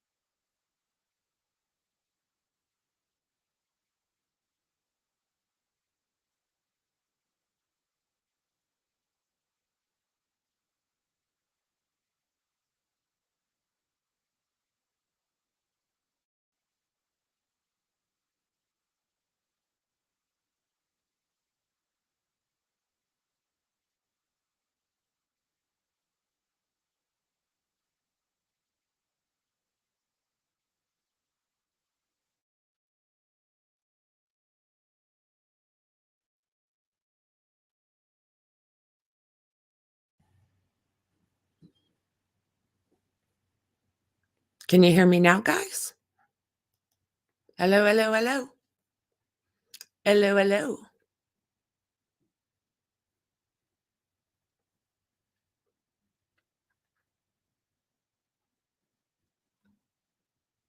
You can hear me now? Okay, thank you. Yay! Yay! Okay, I turned the sound system off, and that way you guys can hear me better. Okay, good enough. Awesome. We're good to go.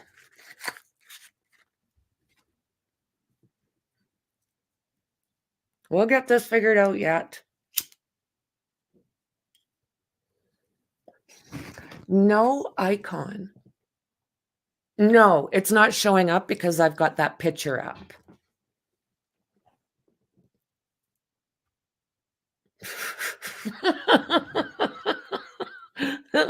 Oh, Tony. Oh, Lordy, hey?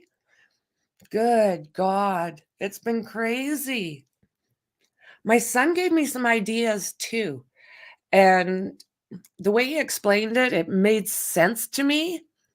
But we'll chit-chat about it, you know, maybe during lunch or something, and try a few different things.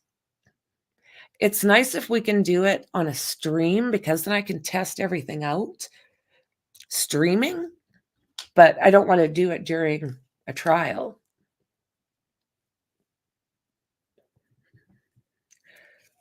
Well, he did make sense, but yeah, I'm thinking Mexi too, because they're close to the same age. So they probably have the same kind of understanding. That's what I was thinking, Tony. Maybe do a members live, and we can all kind of chit chat while we're trying to figure this out on a stream. Everybody can watch us suffer as we're trying to get this thing going.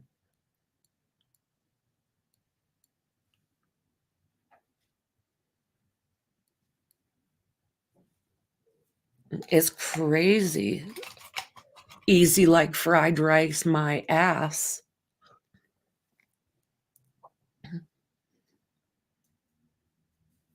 Yeah, do a live stream test. I think that's a great idea.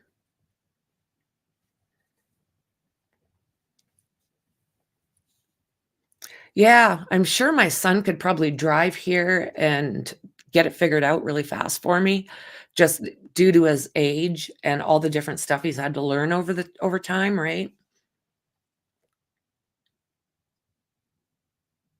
Yeah. Yep, absolutely. Absolutely, Tony. And if I do it members, just us guys can go in there and stream.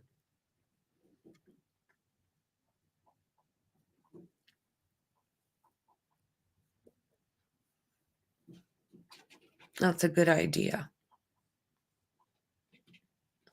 Frickin' technology blows me away. It's not getting easier. I said to my son, well, okay, there you go.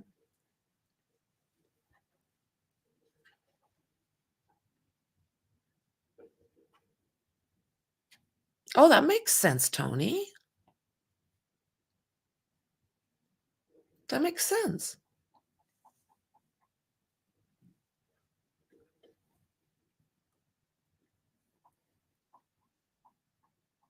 I think Mexi's gonna give you her thoughts here.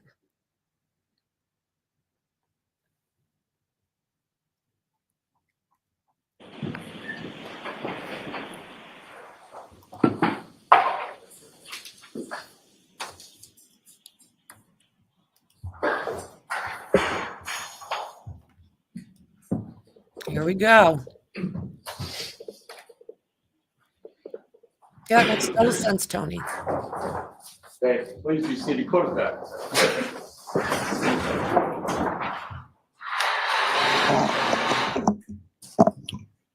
All right, are we all squared away? Yeah. Okay. Mr. I Albert, don't did you speak with anybody? like how she right, runs her courtroom. about your testimony? Just my attorney. May I approach? Yes.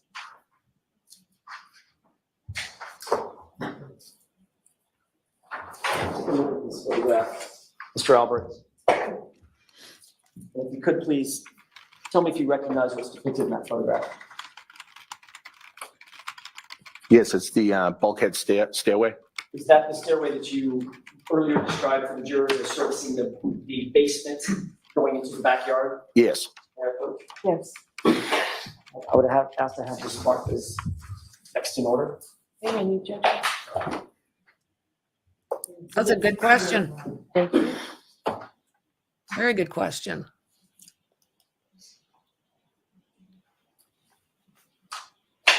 Ma'am, Yes. move to publish, Your Honor. Okay.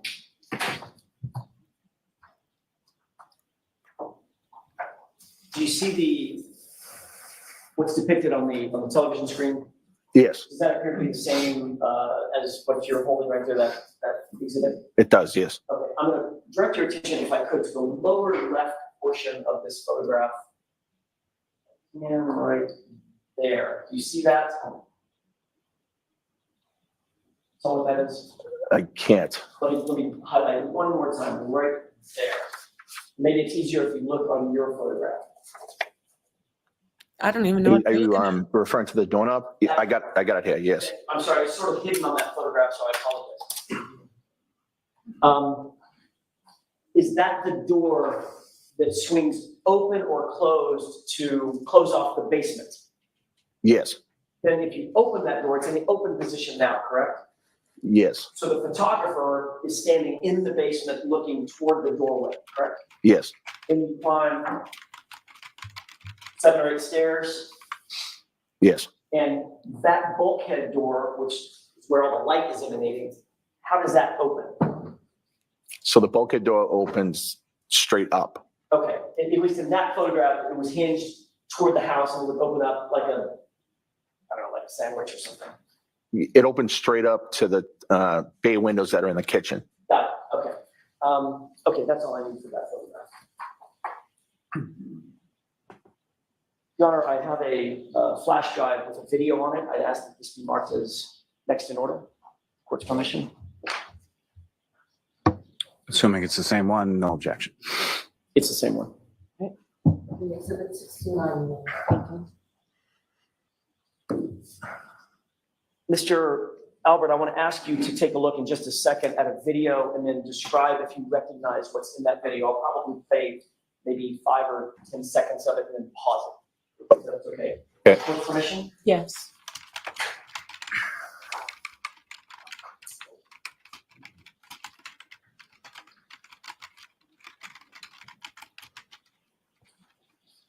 Pause. Do you recognize what's depicted in that video, at least up to that point?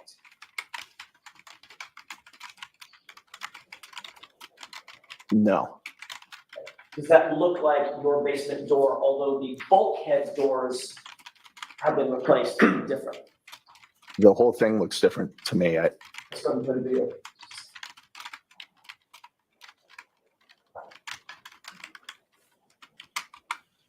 Pause. Now do you recognize what's depicted in the video? Yes. What is that? So that's was my backyard. Okay. And what area is over to the left over here? That's a gate Okay. And what does that gate open up to? to the front yard. So the area that we're looking at right now, where the photographer is standing, is the backyard. Yes. Now, having seen that, notwithstanding the way that the bulkhead doors open, now do you recognize what was depicted at the beginning of the video, which was that staircase? Yes. The downstairs door, the door itself, the wooden door itself also looks different. Okay, so, but it is But it is the stairway. Yes. going into the basement? Yes. Or coming out of the basement? Yes. So in other words, another way to put that is that represented the ingress and egress through the bulkhead to the basement. Yes. Okay, let's go ahead and play this.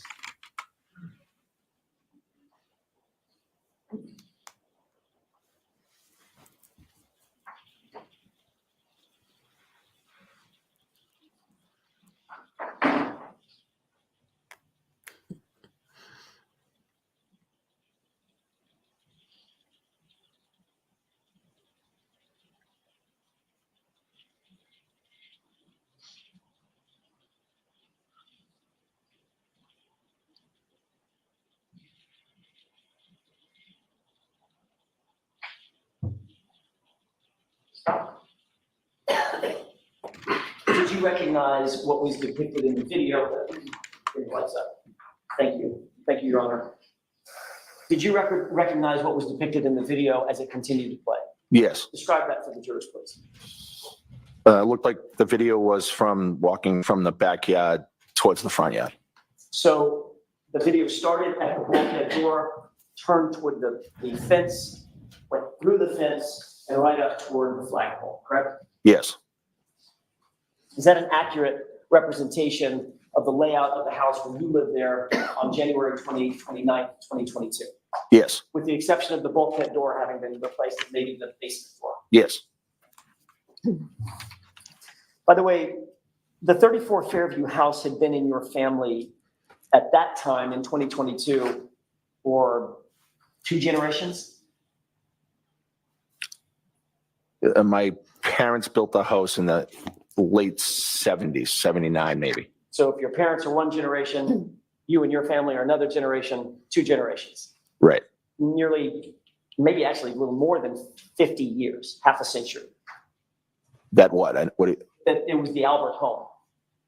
Yes. The fact is, you listed that house for sale for the first time ever in November of 2022, correct? That's the time we listed it, yes. Just months after John O'Keefe was found on your lawn. Objection. Abstain. Mr. Albert, is that timing, according to you, a coincidence? Is what? Is that timing a coincidence? Well, that's not the timing, actually. We contacted the realtor in 2021, finally listed it in 2022. Got it. So that would be pre-incident. So the listing coming 9 months after John O'Keefe was found dead in your lawn, dying in your lawn, that's just coincidence. You had this in place long before that. Objection. So I'll sustain the question. You can ask it differently. Sure.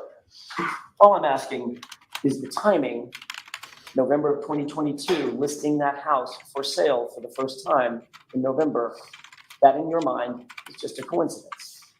It's not a coincidence because we started trying to look into selling the house in 2021, which was the few months prior to the incident. On January 28th, 2022, you were still an active Boston police officer, correct? Yes. What was your job title in January 2022? Sergeant Detective.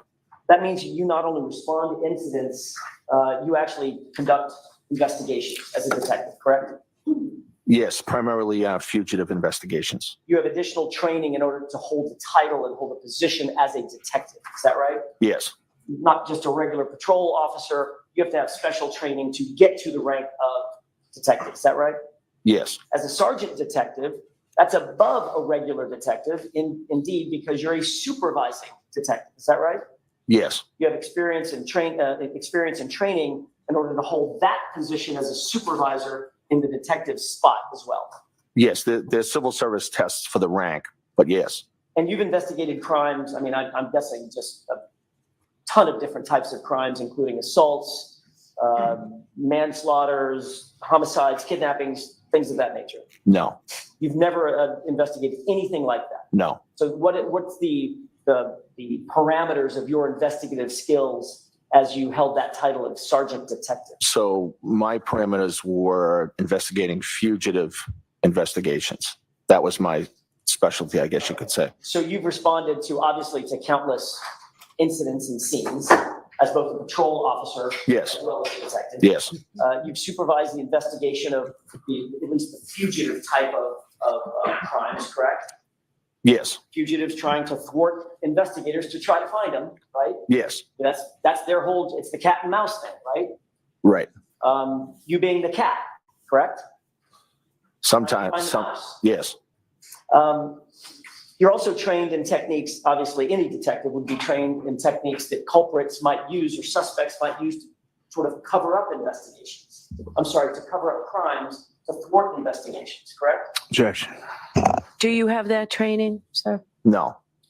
So you, in all of your training, 30 years as a Boston police officer, and as a sergeant detective, you don't have any training in what techniques criminals might use to try to cover up their conduct?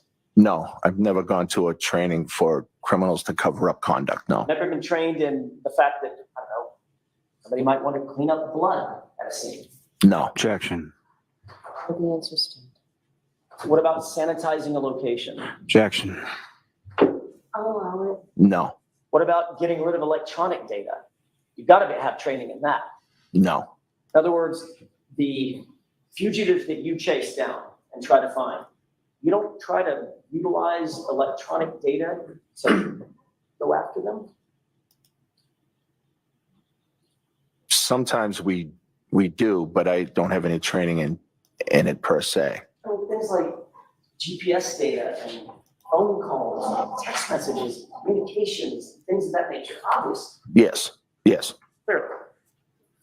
These are all things that, at least those things, are things that if you didn't have formal training, you got on the job training and just have common sense about how to go after this type of evidence, correct? Yes.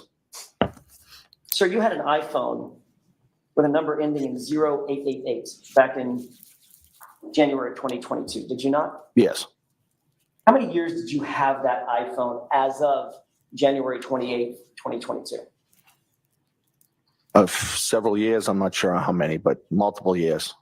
And Mr. Albert, you were notified by the Commonwealth that on September 23rd, 2022, in the fall of 2022, a judge specifically ordered that you were to preserve that phone. Objection, Your Honor. Data, correct? I'll see counsel at sidebar.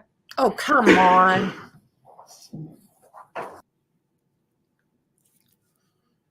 Jesus, criminy Bev. Let them frickin' testify.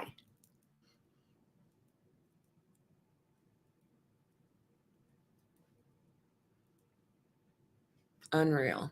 Oh, that's what she needs. Have more pop, lady. It's frustrating as all hell.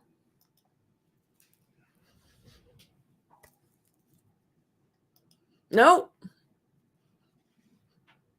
Nope. Oh, I know, Ruthie. I don't know where she learned how to be a judge. I don't know what all they do to get there, but she's a really crappy one.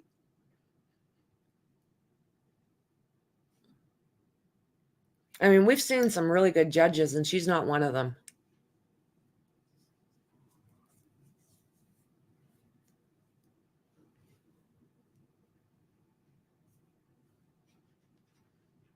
Frickin' real, this woman. She makes my blood boil. This is the most sideways trial. Is there anyone who's not crooked?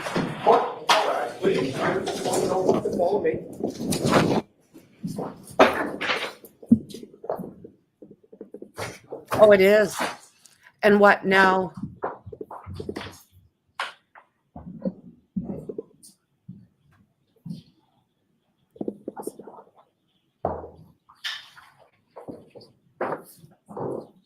Who frickin' knows?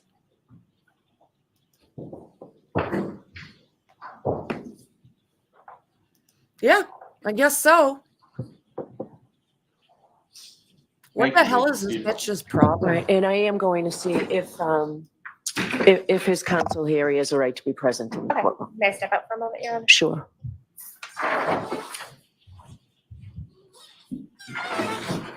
This is bullshit.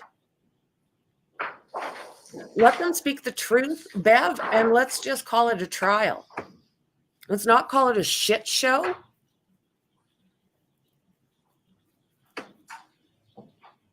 Her court is a joke.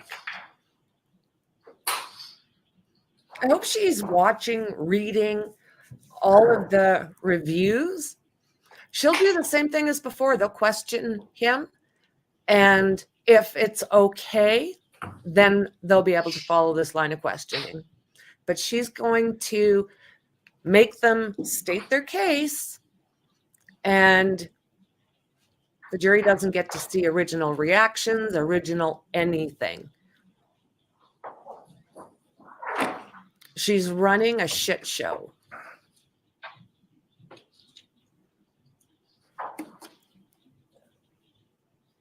I watched over the weekend quite a few different channels. And like you guys have said, everyone thinks the same way we do. It is, James. It's a total disgrace.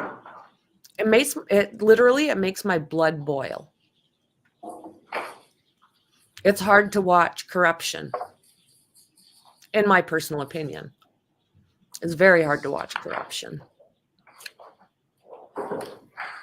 As many as she wants, I guess. I'll go off the bench. All right. Where's she going?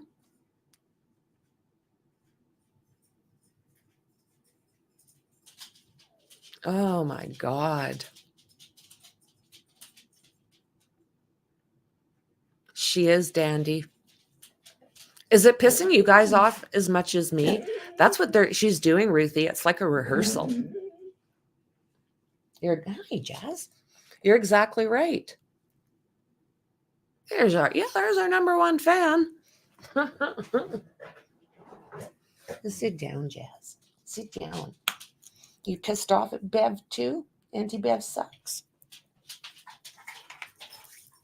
So I'll just throw this out there. Oh, it is.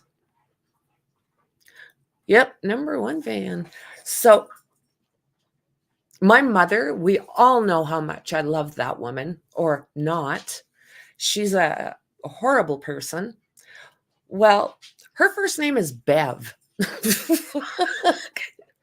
So every time, if I sound scathing, it's just, they've even got the same name.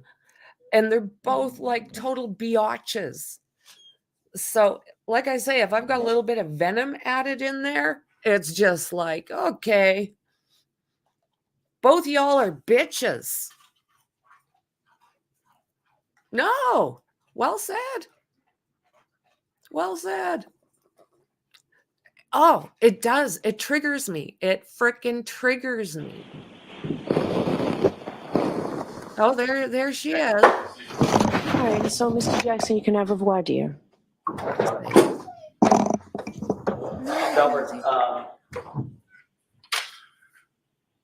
you are currently represented by Mr. Hinning, Yes, seated behind me. Gentleman in the, Yes. in the bracelet. Correct? yes. Okay. Without telling me anything you've ever communicated with him, when did you hire him as your lawyer? I'm not exactly sure of the date. Give me a time frame. Let's see if we can narrow it down. I don't recall. 2022. I'm just not sure the exact date or even the month. Of course The end not. of 2022? I'm not sure. I believe prior to some of the other testimony that I gave. I'm cursing. I'm muting. Prior to April of 2022, at the state grand jury? No, prior to the other testimony. Okay, that was in June of 2023. That's my question. Did you hire Mr. Hinning in 2023 in anticipation of giving testimony in June of 2023? I'm not sure of the exact date. I believe it was maybe the end of 22. I'm not sure. Well, did you get a subpoena for the other hearing? I did. Okay. Did you hire Mr. Hinning after you got that subpoena? I can't say. I believe so. Right around that time. Yes. I'm just trying to remember the time, and I can't remember it. So you did not hire. Well, Your Honor, I think that answers the question. Not represented in 20. I'm going to see a sidebar about the extent of the inquiry. Jesus. She is such an old bitch.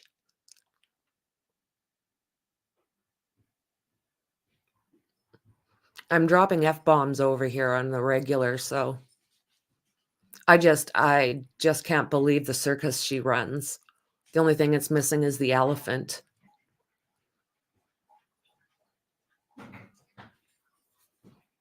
What an unfair frickin' trial.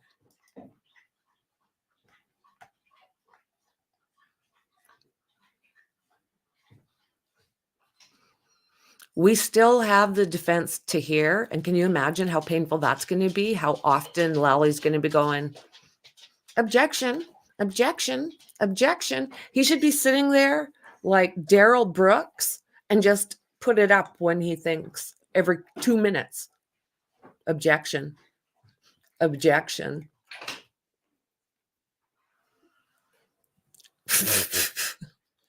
And a kangaroo.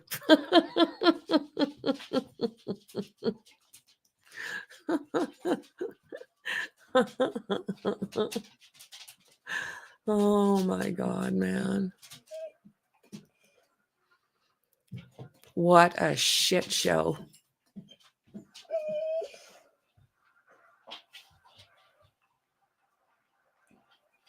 My God.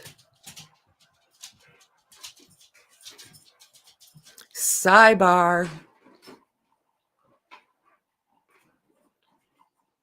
Let's talk about the extent of your cross-examination. What?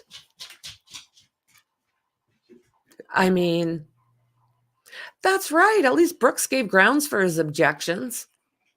This is just, it's the most frustrating thing ever.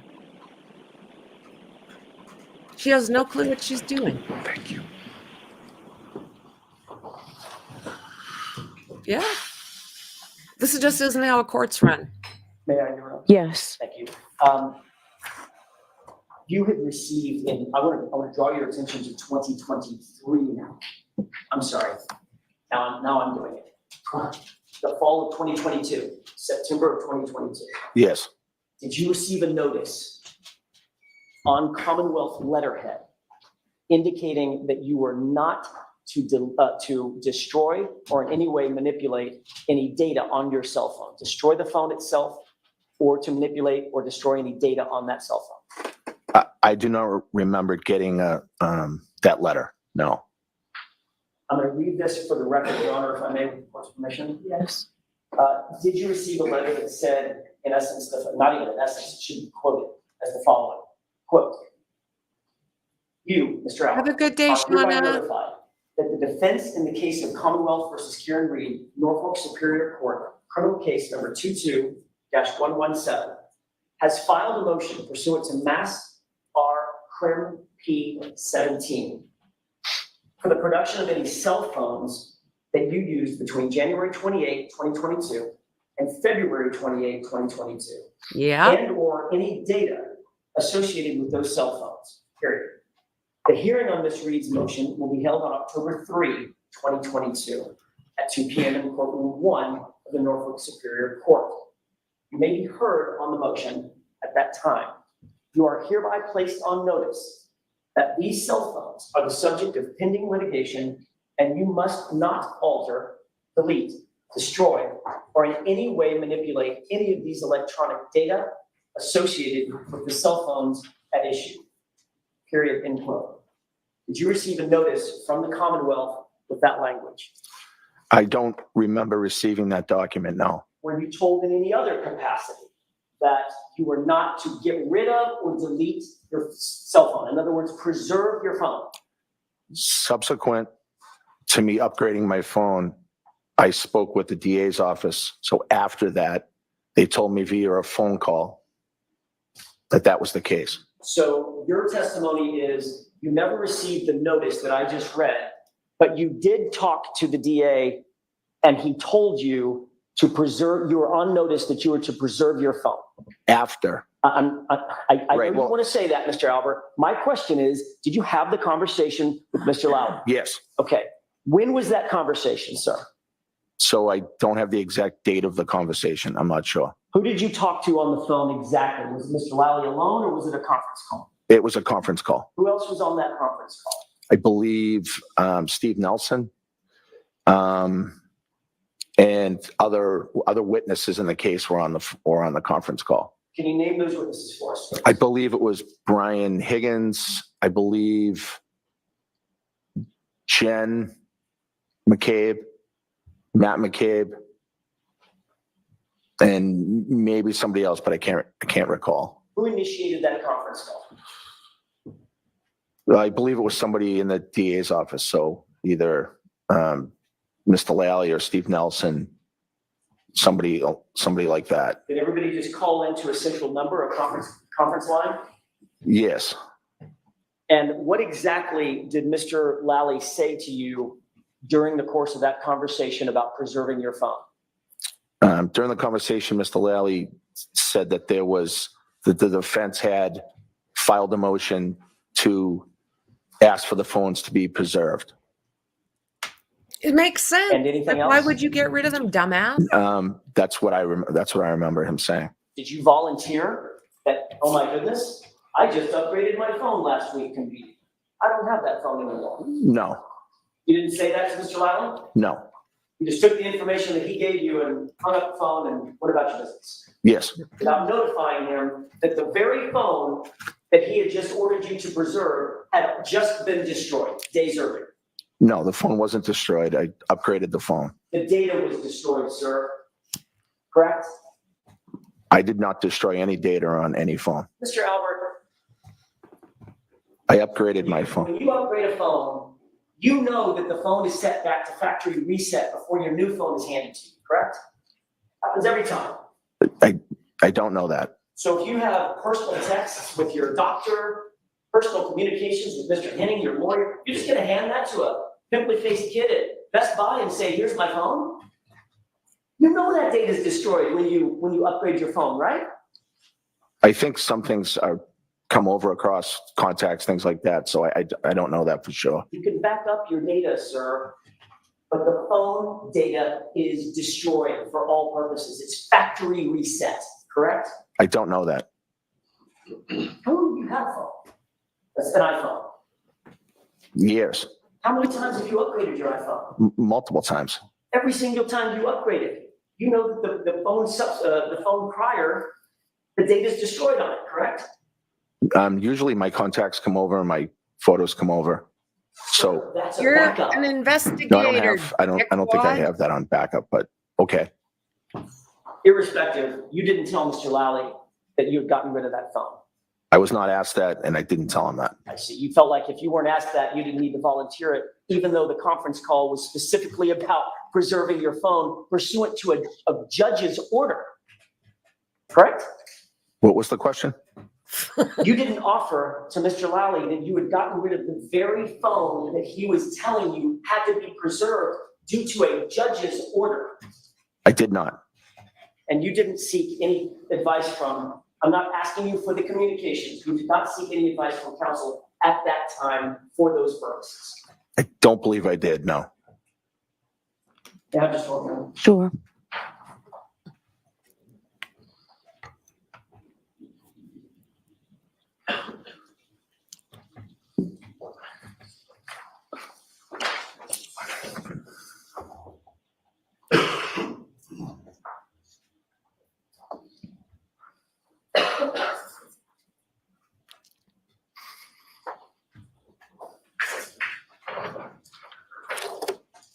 At some point, you indicated, Mr. Albert, at another proceeding, under oath, in relation to a conversation that you had with Brian Higgins about your phone. Quote, I don't recall saying I was going to get rid of my personal phone to Brian Higgins. I may have said that, you know, there's personal stuff on my phone. But I don't recall saying that to him, but I don't know. We had multiple conversations about things. Remember saying that under oath at another hearing? Yes. You literally admitted at that hearing, there's personal private data on that phone. Hence, you got rid of it. Yeah. Right?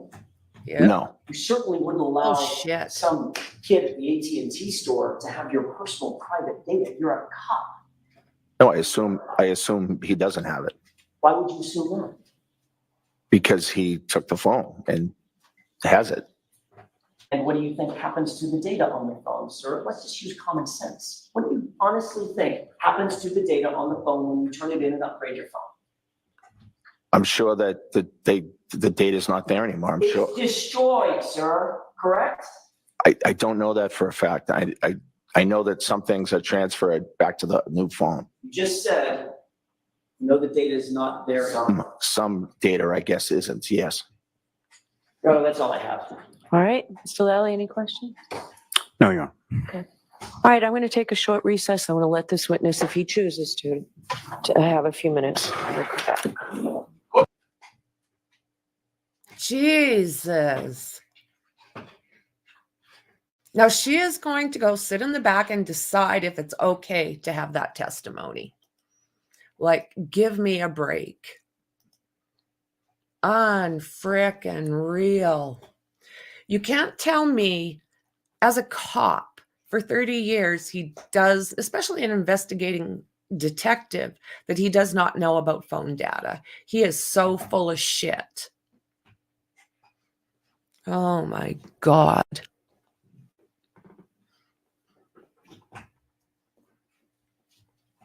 Just, yeah, it is. Yep. Not a recess, it's a regroup.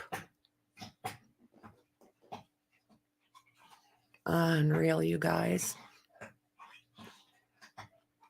This just winds me up like a frickin' top, the way that this court decides to behave.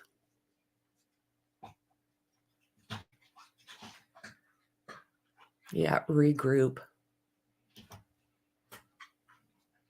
Yep. Yep. Exactly. But doesn't know anything about phone data. And for whatever reason, magically did not receive that letter from the judge. Just everything is shady as shit. And Bev? Oh, give me a frickin' break, woman. This is, if my, 30 years experience. If my mother was on this, like the judge, she'd act just like this old bitch. It would be the same shit show. Yeah. It's ludicrous. Yeah, he also changes number and the carrier. Yeah. And had no idea, so he says, what he was doing. Lizzie, are you destroying your new toy? All righty. These people had a better memory of the incident that happened 22 years ago than what happened 2 years ago. It's true. It's absolutely true. I do not like the way she takes care of this court, the way she feels she has to micromanage these lawyers that have got experience out the yin-yang with cases that are big cases, not like Lolly in his little small town. She's dealing with actual good lawyers, lawyers that know how to lawyer. Not Lolly that just stands there with his little, yeah, I'm going to object and not tell you why. I've never seen such a thing. No cops want any of their data out there. I wouldn't think so. I wouldn't think so. And this cop knows.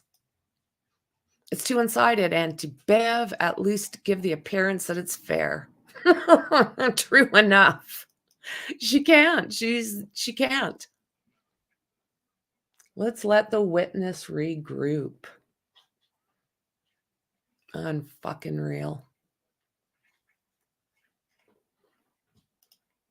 The bad lads over here use encrypted phones, but even they are not foolproof. So a friend told me, allegedly. They would ask to watch it gone or transferred. Just blows me away, you guys. Hello, Twitter friends. Come on over and join the chat. They must be, are they still as expensive as they once were? Yeah, double allegedly.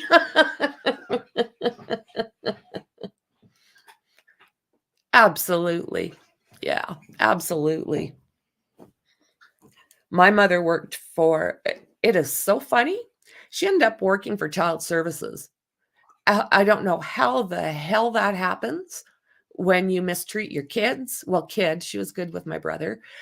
How you mistreat your kid. And all of a sudden, oh, thanks, Mexi. All of a sudden, because she was working with the cops, she thought she was better than, she would threaten people. You know who I work for, don't you? It's like, if only someone had said that to you. But back in the day, it was just not something they paid attention to.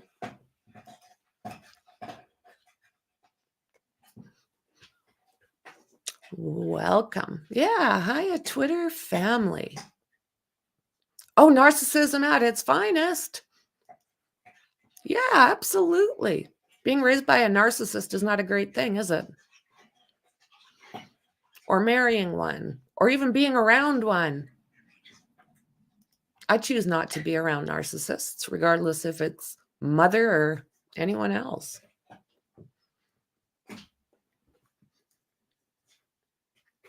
This is just, you guys, I don't know how this is going to turn out. There's too much interference. There's way too much interference.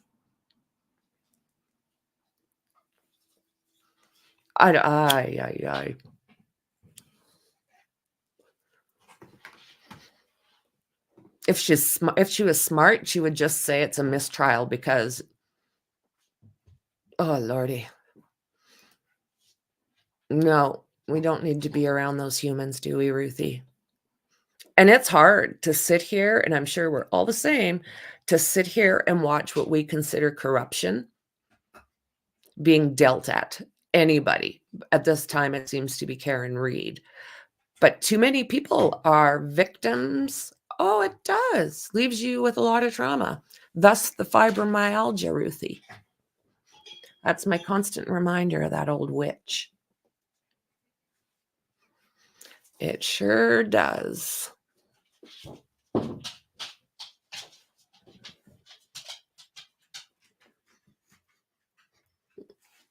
But I'm lucky. I've got great people, and I'm talking about you guys around me. I'm grateful for every single one of this. Okay, come on. There we go, guys.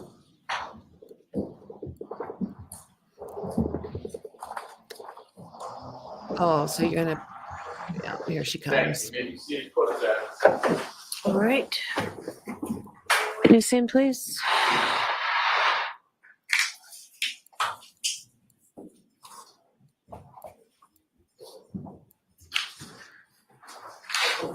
Here we go. What is Auntie Deb gonna put out now?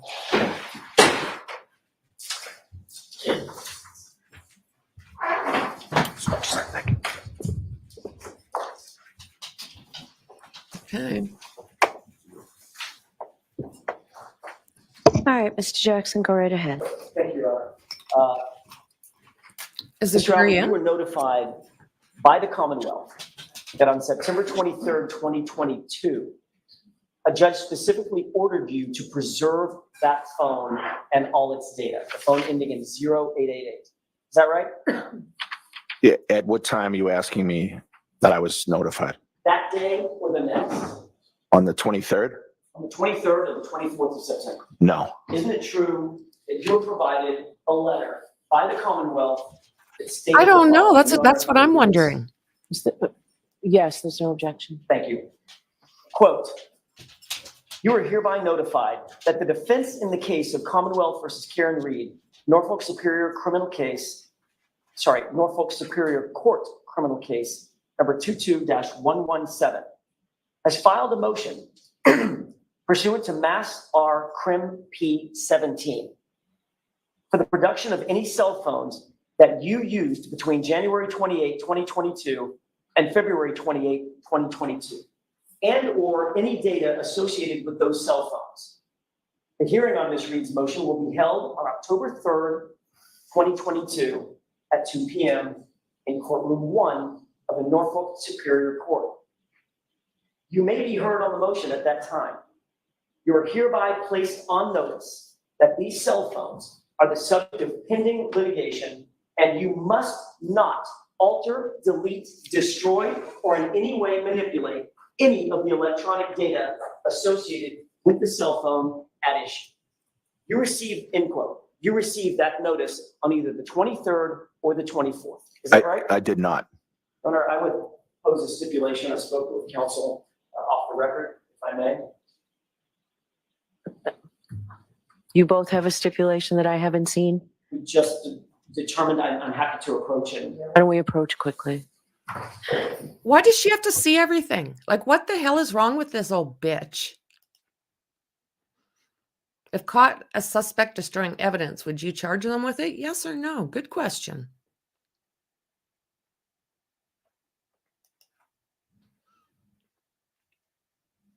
Jesus, this woman, you guys. Oh, Lord. She's no good. Something I have not seen. Have you ever seen a judge that does this? Ever?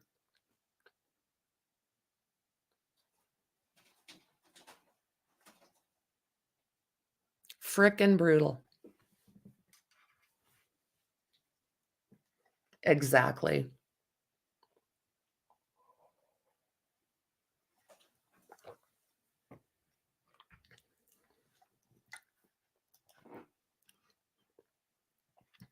What a kangaroo frickin' court. That's what discovery is about. Yep. Yep. So far, worst judge in America.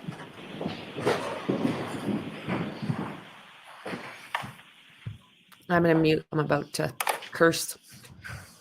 Madam, yes, I would offer the following stipulation that on either September 23rd or September 24th, the Commonwealth sent a letter on Commonwealth letterhead to Mr. Albert's attention, stating exactly what was just read into the record pursuant to the court order dated September 23rd, 2022. Okay. All right, next question. Thank you, Your Honor. Isn't it true that you were in fact ordered to preserve your cell phone by the Commonwealth? At some point, I was made aware of that, yes. All right, let's just get to the brass tacks. Where's your phone? My phone was upgraded and traded in for a new phone. Your phone was upgraded and traded in for a new phone? Yes. Okay. Another way to say that is you traded your phone in and got rid of it, correct? I traded my phone and upgraded it. Yes. When did you get rid of your phone ending in 0888? I upgraded my phone in September, third week of September, maybe around 22nd. The 22nd of September.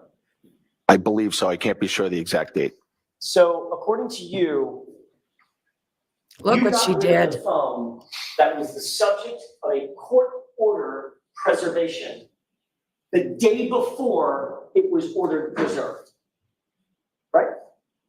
What rephrase the question, please? This order was just stipulated. This order is dated September 23rd, 2022.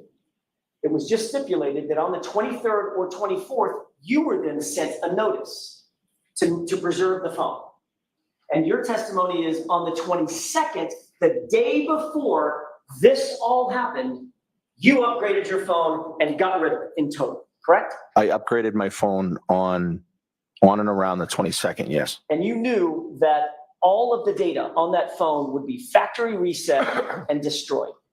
Objection. Do you know that, sir? I do not know that. How many times have you upgraded your phone in your iPhone? I'm not sure. 4 or 5 times, maybe. You're aware that when you turn a phone in and you upgrade it, the phone that you turn in, that data is factory reset, meaning it's gone. It's destroyed off of that device, correct? Well, I think some data transfers and some doesn't. We're not talking about a backup. I'm talking about the physical phone. That physical phone becomes a brick when you turn it in, correct? Correct that it becomes a brick? I don't know. It becomes effectively a brick. There is no data left on the phone. I'm not talking about backup data onto a cloud. I'm talking about that phone. So the old phone, yes. Yeah, it's just everything on it's destroyed, correct? Right, although some of the data transfers to your new phone. And you're aware that the very data that you were ordered to preserve would have been destroyed, according to you, the day before. Correct? Rephrase your question or ask me a question. Are you claiming that you got rid of your phone on the 22nd? I upgraded my phone around that. I'm not sure if that's the exact date, but yes. So it could have been after the 22nd. I don't think it was after the 22nd. Could have been the 24th? No, Or could have been the 25th? no. So you're absolutely sure that you could not have upgraded your phone and gotten rid of it anytime after the 23rd when this judge ordered that it be preserved? No, Because you know that if you got rid of that phone after you had been notified that you were ordered by a court to preserve it, you'd be committing a felony. Objection, Your Honor. Sustained. So you now claim that you got rid of the phone on September 22nd, 2022. Hours before you were ordered to preserve it. That's your testimony, correct? yes. Is that just a coincidence? September 4th was my birthday. The phone was broken and failing. I had planned on getting a new phone, and that just happened to be the day that I got it. Happy birthday.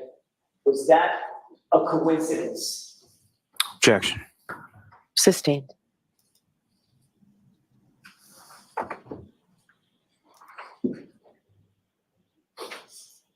You were asked at another hearing in June of 2023 that exact question, correct?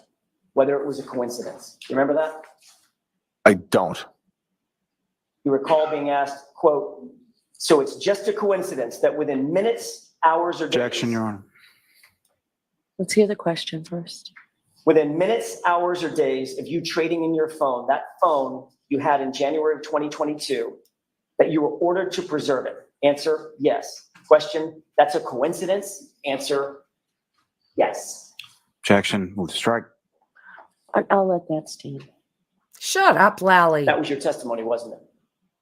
Yes, And that's what you're saying today to these jurors. Just Yeah. a coincidence. yes. What about your wife's phone? What happened to it?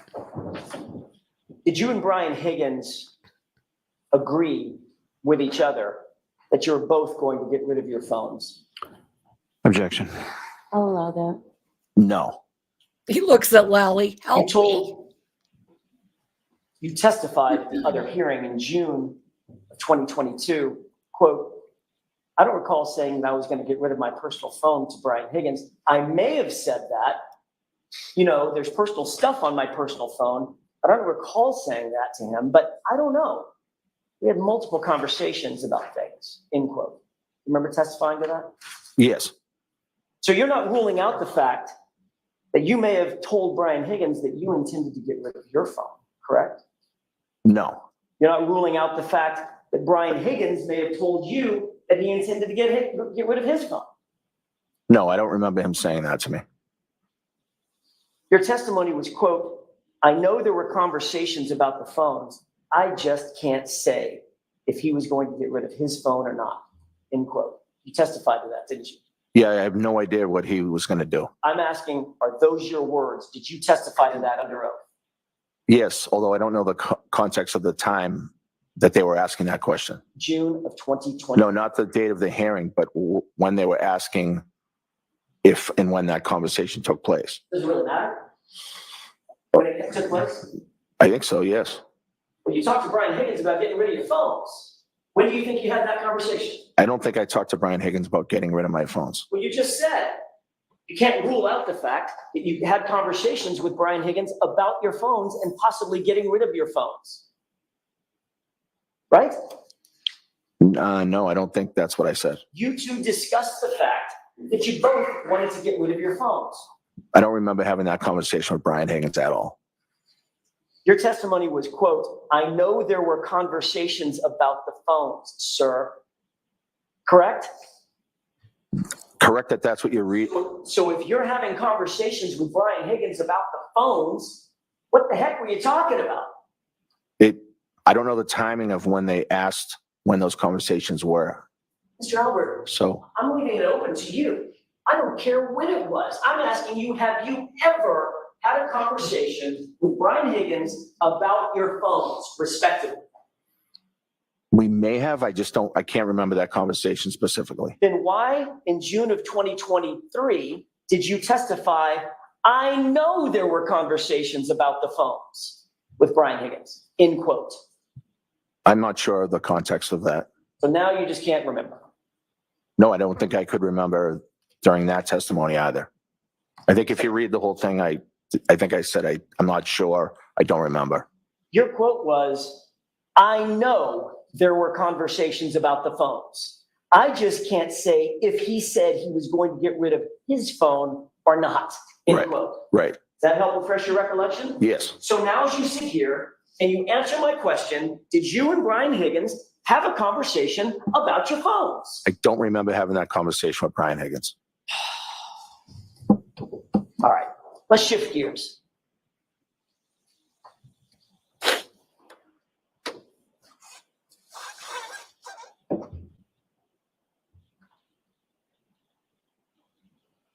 Before I shift gears,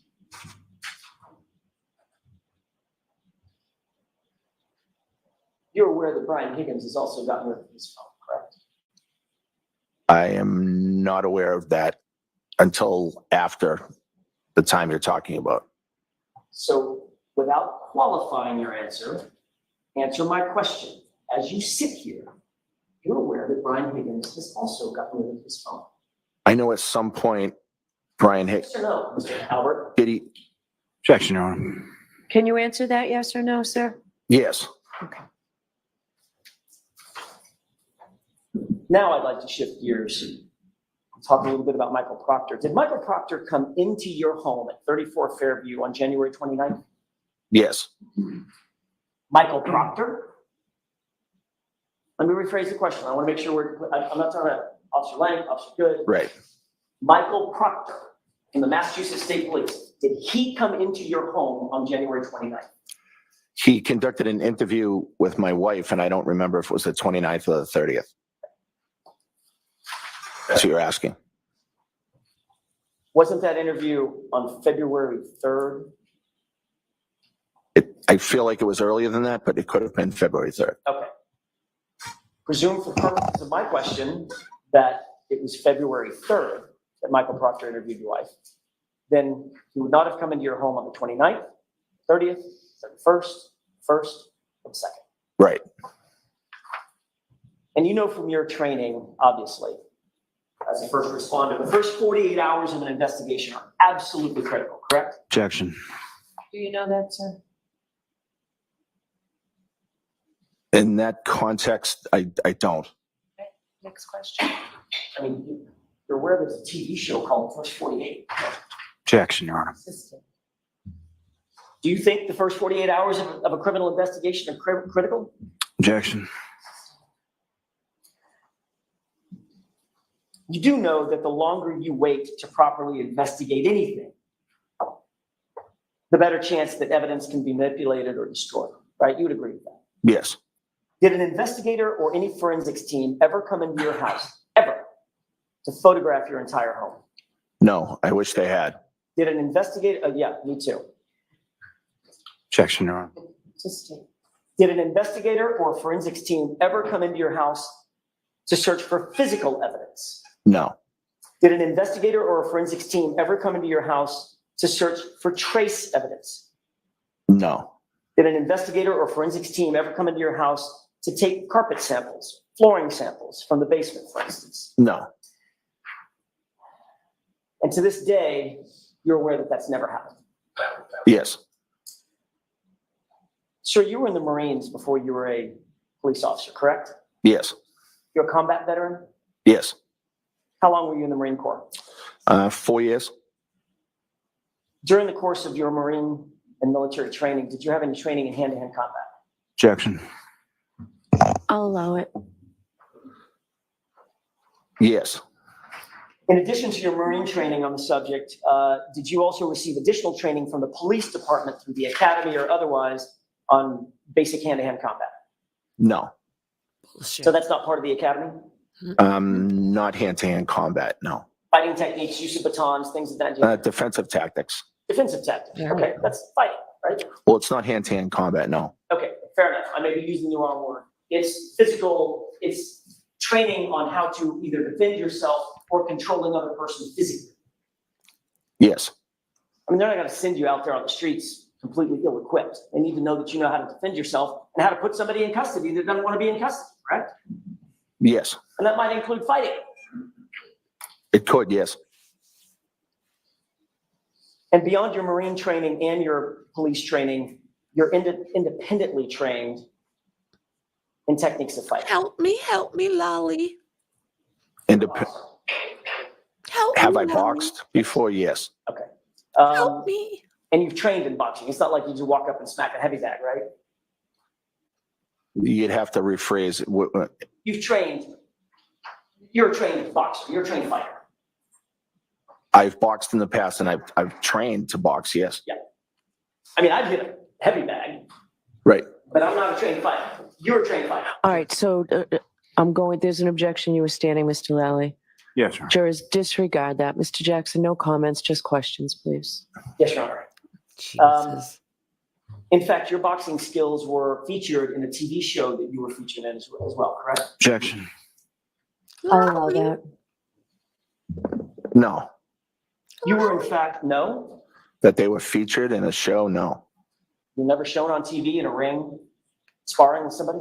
I may have been shown training, but I don't think I was having a boxing match. No. Okay, I wasn't suggesting that you were having like a paper. I was asking, is there a TV show that ever showed you in a ring boxing? Well, that's not what you asked me, but if you're asking me that now, yes. I'm asking you that now. I apologize. My questions are somewhat inartful. Yes. You understand the question now? Yes. And you have been shown, I use the word featured, you've been shown on television in a boxing ring, Yes. sparring. I haven't seen the video in a while. I'm not sure if I was sparring. If we Jesus. can, Your Honor, with the court's permission, can we take a look at Exhibit 53? Okay. There's a clip Good question. starting at it's time of day 11:47 and 15 seconds to 11:48 and 35 seconds, maybe a minute and a half.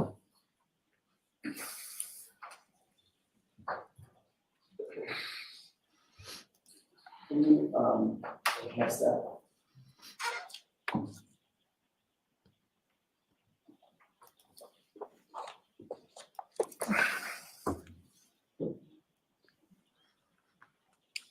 Pause. Do you see the two men in the foreground? Yes. Who are those two men? Looks like myself and Brian Higgins. Does it look like yourself and Brian Higgins, or is that yourself and Brian Higgins? Yes, it is. Exactly. Okay. Would you go ahead and play that? Sorry.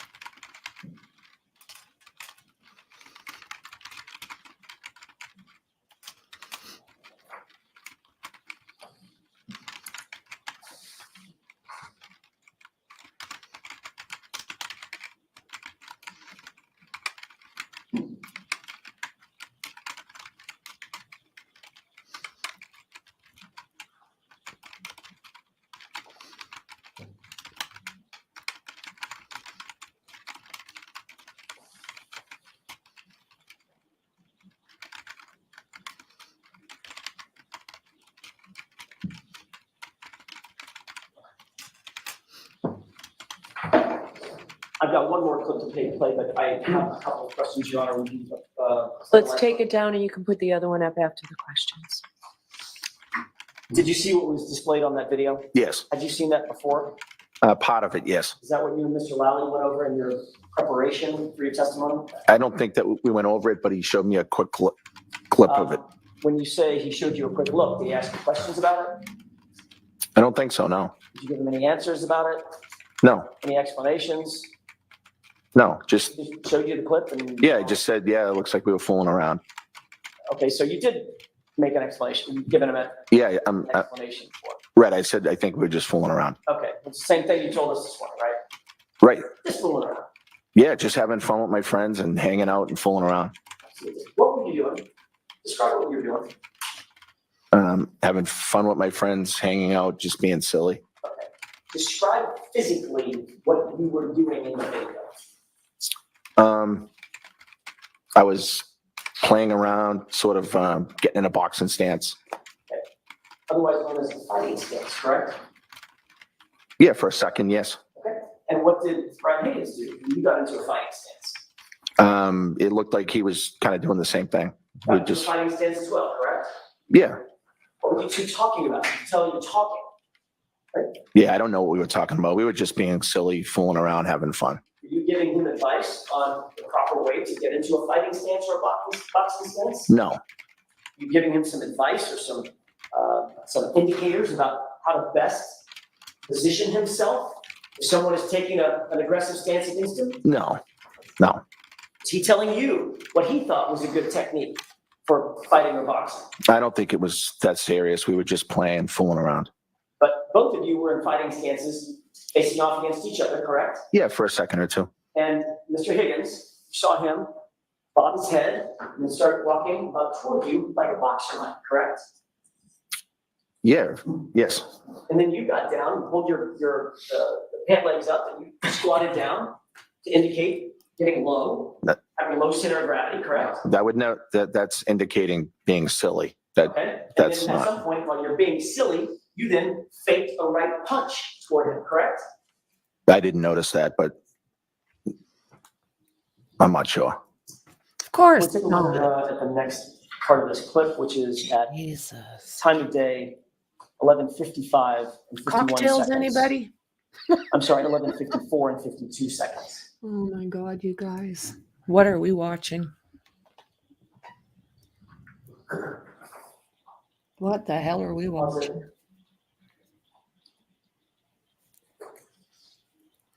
And highlight it.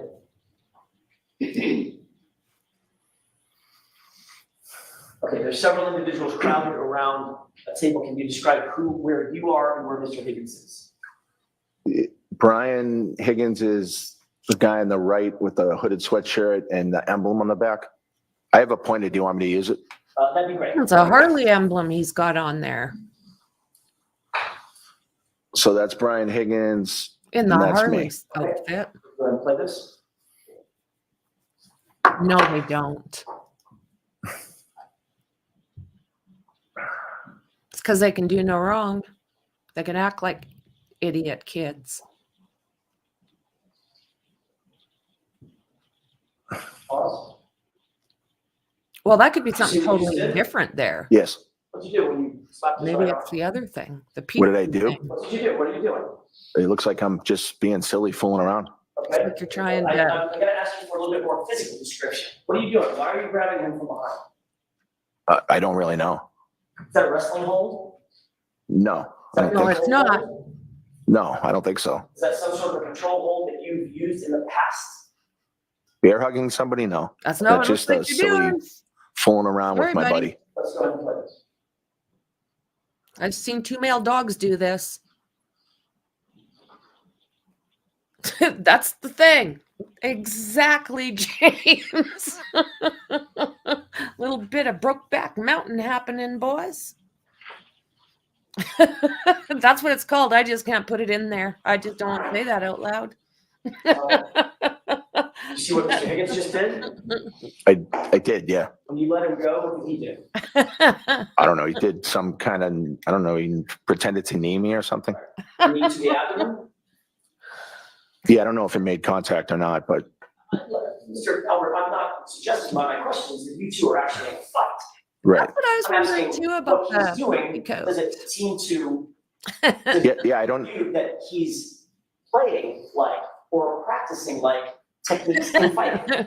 I don't know Fair what his enough. intent was. It looks like he's just fooling around, just like I was. But if a grown man walks up to you, grabs you from behind, and puts a knee up to your solar plexus, that's probably not the same as a high five, right?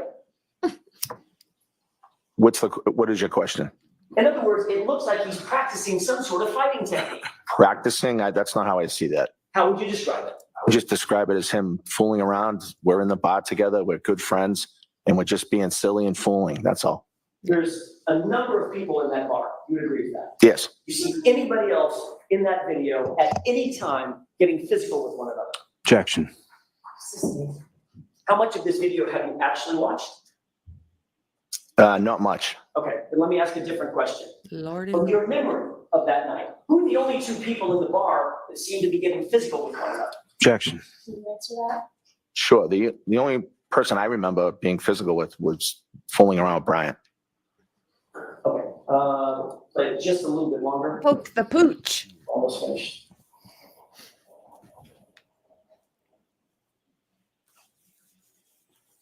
I know that's what I say. Twitter folks are missing out on the great conversation over here.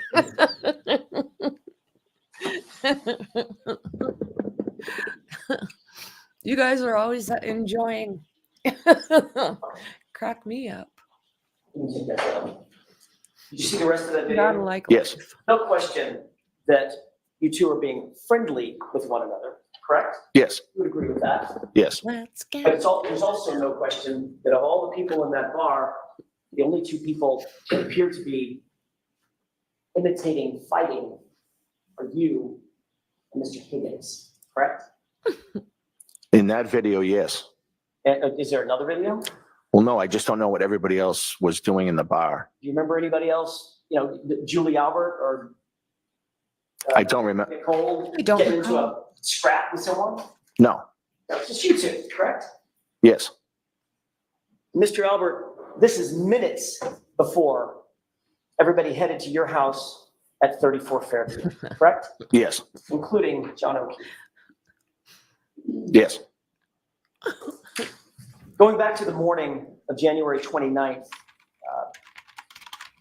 everyone had left your location. This is after you had already arrived, had a couple of beers, people started leaving. Everybody was gone from your location at about 1:45 a.m., maybe a little thereafter. That seems right. Caitlin being the last person to leave. I believe so, yes.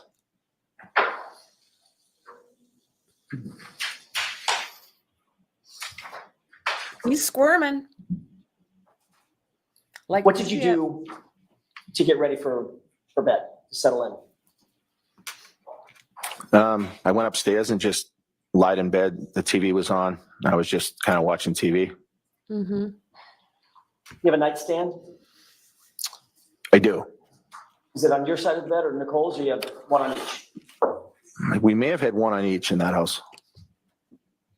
Put your phone on your nightstand? No. Where'd you put your phone? The phone was in bed with me. So your testimony is that you get in bed after being on a road trip all day long, then at restaurants, and at bars, then at a get-together at your house. And when you go to bed, you don't charge your phone? No. I had the phone in the bed with me. Why would you have the phone in bed? We have 5 kids. And, you know, if somebody was trying to call or if I needed to reach them, it's just kind of a habit I do. I put my reading glasses and my phone in bed with me. And you don't charge it?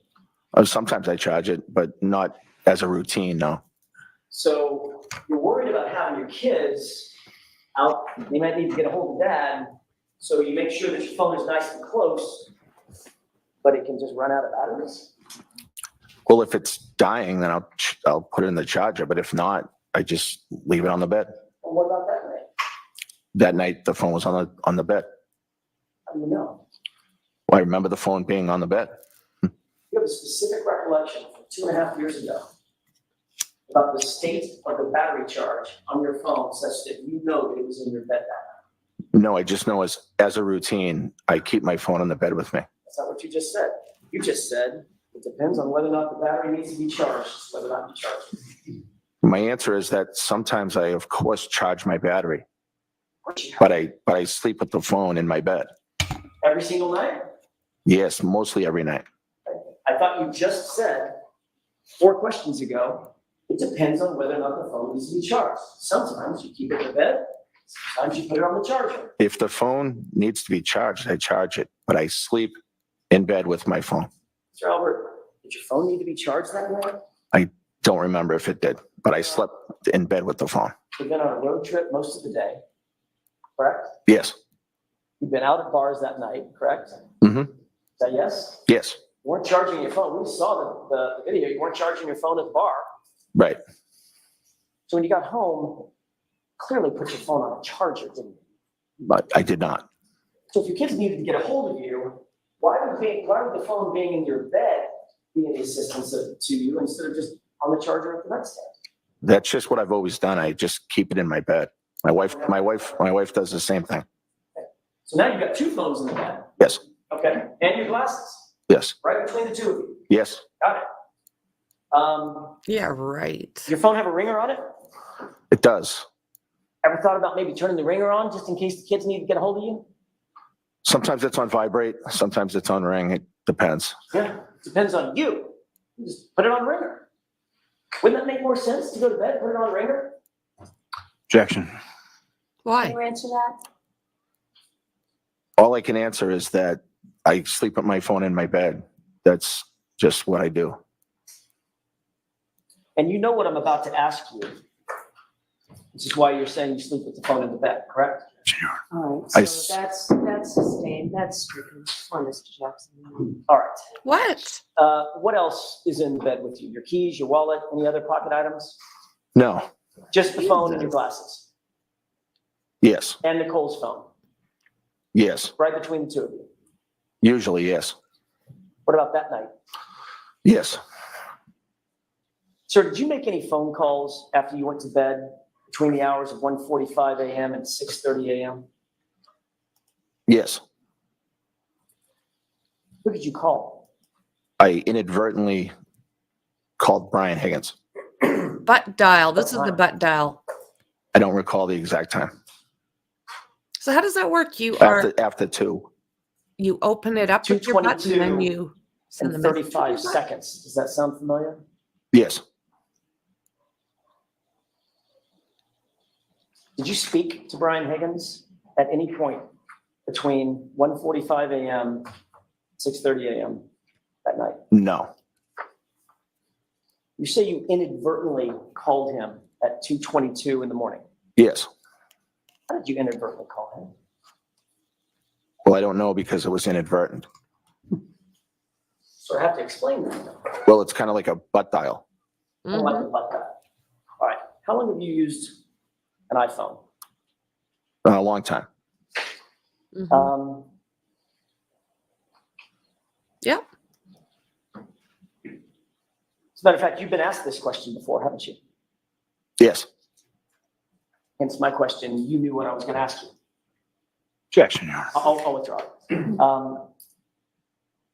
You indicated previously at a different hearing in June of 2023 that you were, quote, hanging out with your wife, and you must have butt dialed Mr. Higgins, correct? Yes. At 2:22 and 35 seconds on January 29th, 2022, correct? Yes. That's what I'm You thinking. were asked how that could have happened, much like I just asked how that could have happened, right? Yes. And in that hearing, you said, quote, I'm not totally sure. Similar to what you just said here. Yes. And here you added that it could have been a butt dial. Yes. You were then called back to that same hearing, but at a different date, an ongoing hearing, right? Yes. That was in July of 2023, correct? Yes.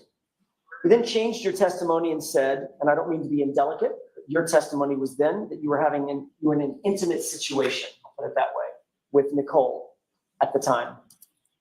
And that's how you butt dialed Brian Higgins, correct? I don't believe I said that's how I butt dialed Brian Higgins. That's the time. I think I said there was a time frame that was close. Okay. So I didn't say that, no. What you said was you were in an intimate situation with Nicole at the time that the butt dial occurred, correct? I'm not sure if you have something you can read me or show me. Is it your testimony, let me just ask, is it Sure. your testimony that you and your wife were in the middle of some sort of sexual or intimate situation, and that's what caused you to butt dial the phone at that time at 2:22 a.m.? Objection. System. Why? If that's what he said, why? I want to show you an exhibit briefly. Oh, sorry. Jesus, criminy Babs, stay out of it. I have just one more. Yes. Unreal. May I approach briefly? Yes. What a horrible, horrible judge.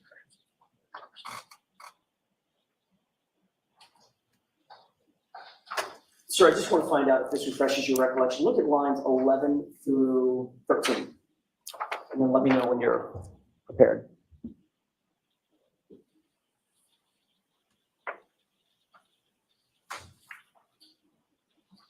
Scary thought.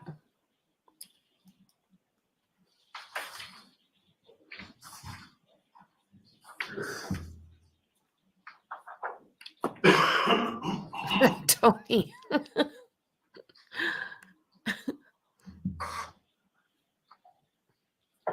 Yes. May I approach? Yes.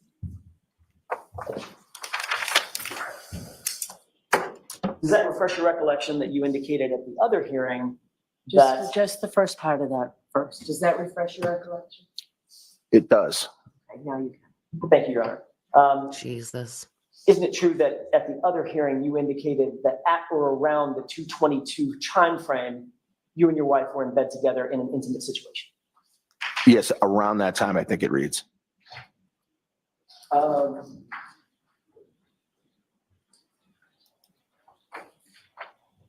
think you're right.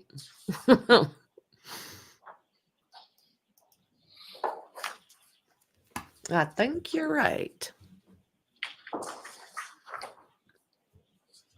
May I approach briefly, Your Honor? Yes. Well, with the court's permission, let me ask a couple of questions. Do you recall every call that you made between, say, 1:45 a.m. and the next couple of days? You remember every single one of those calls? No. Do you think it would refresh your recollection to look at a log of those calls during that time frame, if we're going to discuss those? Yes. May I approach, Your Honor? Yes.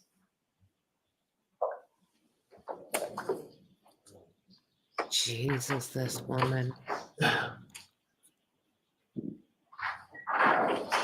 She doesn't understand. She does not make the law. She follows it.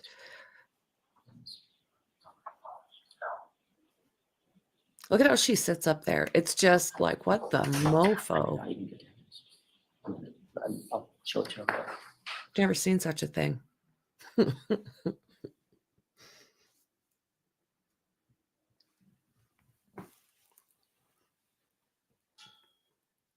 I, Your Honor? Yes.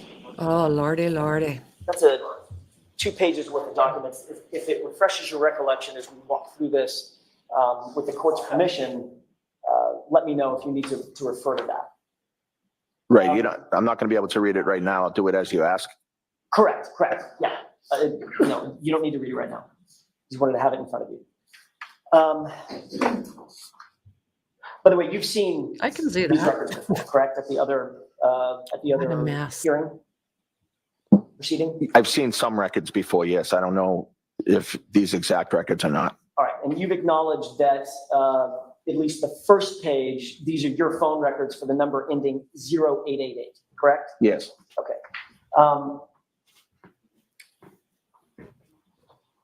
And these are call records from January 29th Yes. at 2:22 and 35 seconds in the morning, correct? Yes. Whose number ends in 5421? According to this, it's Brian Higgins. The call at 2:22 and 35 seconds appears to be 1 second in length. And that's from you to him, correct? It says 1 second. I don't, That would be the call, the initial call from you to him, the one that you claim is a butt dial. Is that right? yes. Did that call roll to voicemail? And then you immediately hung up? No, I don't recall if it, I don't know. So according to you, it was a butt dial that went to his phone and somehow lasted 1 second. Right. Okay. Then there's a second call. If you look at the second line down, there's a second call at 2:22 and 52 seconds, 17 seconds later, correct? Yes. That call is actually from Brian Higgins to you, isn't it? Yes. And that call doesn't last 1 second. That call lasts 22 seconds, correct? Yes. Obviously, you know how long 22 seconds is. What's that? You know how long 22 seconds lasts. Yes. So according to your phone records, you placed a call to him, and then 17 seconds later, he returned a call to you that lasted 22 seconds, correct? That's what the records reflect, yes. When you woke up in the morning, you obviously checked your phone, did you not? I don't know if I did. Are you telling this jury that the call that came into your phone was a missed call, or did you answer it? I did not answer it. So it would have been a missed call. I just know I didn't answer the call. So it would have Him been and a his wife missed call. both. Well, I Their don't know. phones just I don't know that to be a fact. freed I right just up know that I didn't night. answer the phone call. Okay. I missed the call. Yes. That's what I mean. Right. You missed the call. Right. It did something on your phone and you just didn't answer it. What do you mean? Right. Okay. And again, you're using an iPhone. Yes. James. If you butt dialed Brian Higgins and he called you back and you didn't answer, you would have a very bright red missed call in your call log, correct? Objection. Do you know that? I don't know that. Have you ever missed a call on your iPhone before? Yes. And when you go to your call logs, it says missed call in red, correct? If your wife calls you, your kids call you. I don't think I've ever noticed that it's in red, and so no, I don't know that to be true. You're certainly alerted to the fact that it's a missed call, that you've missed a call, correct? If I were to go back and look at my incoming calls, it would probably say missed call, yes. And of course, if we asked you to show us your phone and Well show that said. that was a missed call, you couldn't do that because you've gotten rid of that phone. Well said. Correct? Objection. System. Did you tell anyone in law enforcement that next day that oddly Brian Higgins was calling you at 2:22 a.m. and you missed a call? No, I wasn't aware of that call. If a call went to voicemail on your phone, you would get that voicemail, correct? You'd get notice of it.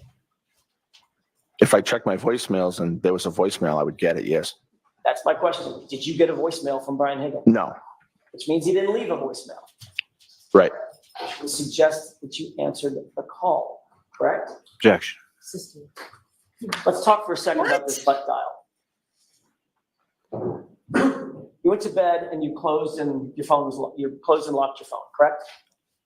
Yes. I don't want you to tell me what the passcode is, Mr. Albert, that's important. I want to make sure you understand. I'm not asking you to tell me what the passcode is, but at the time, was your passcode a 4-digit or 6-digit passcode? 4, I believe. And that locks the phone when it's not in use, correct? The phone will lock after it's not used for a while. I don't know the exact timing of it. You're exactly right, Mr. Albert. I said it backward. The Right. phone automatically locks. You have to use the 4-digit passcode to unlock it, correct? Well, no, I also have face recognition too, so it can open that way without any passcode. We'll get to that in a second. What? The phone locks when it's not in use, correct? Yes. And then to make a call, once you open the phone, either through facial recognition Yeah. or through the passcode, then you have to tap on the phone app in order to open up the phone app, correct? Yes, I believe so. Once you open up that phone app, there are Oh, only it's a 3 ways joke. that you can initiate a phone call. Favorites, recents, and contacts, correct? I don't know that. If you tap on a contact, That opens up the contact page or the contact app, right? You know that. Yes. It's where all your contacts are. Yes. They're alphabetized. Yes. You have to either scroll through or do a search and type in the name of the person you're looking for. Right. You didn't do that, did you? No. If you tap favorites, if you have favorites listed, there's a list of favorites. You have to scroll through and tap the one that you want to call, correct? I think so. Yes. I'm not totally aware of that, but And if you tap on recents, those are the recent calls that you've had, you've either received or made. And of course, you have to tap on the contact in the recents list that you want to call, right? yes. And then, of course, you would have to tap again to end whatever call you initiate, right? Yes. I mean, you don't just say goodbye. You got to say goodbye and hang up. You got to tap it to hang it up. Right. So would you agree, from a closed and locked phone, there is no physical mechanism by which a person can hit one button and make a phone call? Objection. Why? Why? Are you saying that from your closed and locked phone, He's you looking at inadvertently Lolly. tapped your phone one time, and that initiated a butt dial to Brian Higgins? Objection. Is that what you're saying? No, that's not what I'm saying. Tell me what you're saying. How I did you butt dial Brian Higgins? I don't know. 22 in the morning. I don't know that the phone was locked. I could have been looking through my phone. I butt dial people often and make inadvertent calls. I could have hit a last call from him by accident, thus calling his phone. So you were actually awake and on your phone at the time. I was awake and I could have been looking at my phone. So, Mr. Albert, What? how'd you miss the call 17 seconds later? Well, my wife was in the room with me and we were hanging out and I never got the second call from him. So I'm not sure what time he called. I'm not sure what I was doing at that second, but Yep. I don't know. But it didn't go to There you voicemail. go. Well, I didn't get a voicemail from him. No. So it didn't go to voicemail. Well, I don't know that don't know that it didn't go to voicemail. I just know that I didn't receive a voicemail from him. So if you, okay, I mean, we're all guessing here, but I mean, he could have called voicemail. we're not all guessing. Well, you are, because you don't know if he left a voicemail or didn't, or at least got voicemail and then hung up the phone. I think one of us is trying to guess. Objection, Your Honor. Sustained. You know what? I want to see Councilor Sade for just a second. Oh, for F's sakes. Yes, mommy. Look at this. She knows. I just sidebar. It's like, fuck. Are you kidding me already?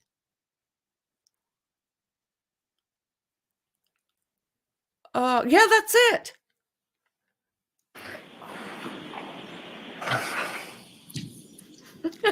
Are you now saying that your phone was open and unlocked at 22 a.m.? I'm saying I could have been.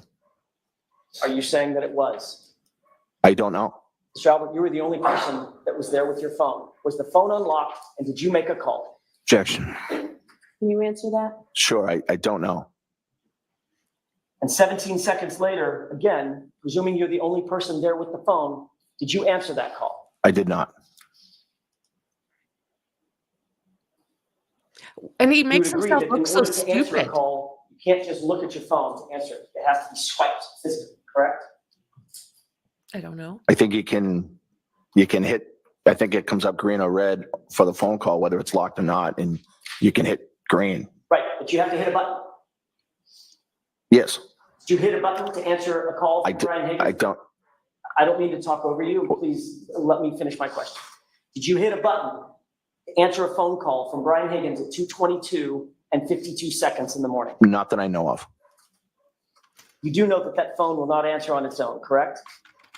Yes. And simply touching your butt will not answer that phone. It has to be swiped. No, I don't think it has to be swiped.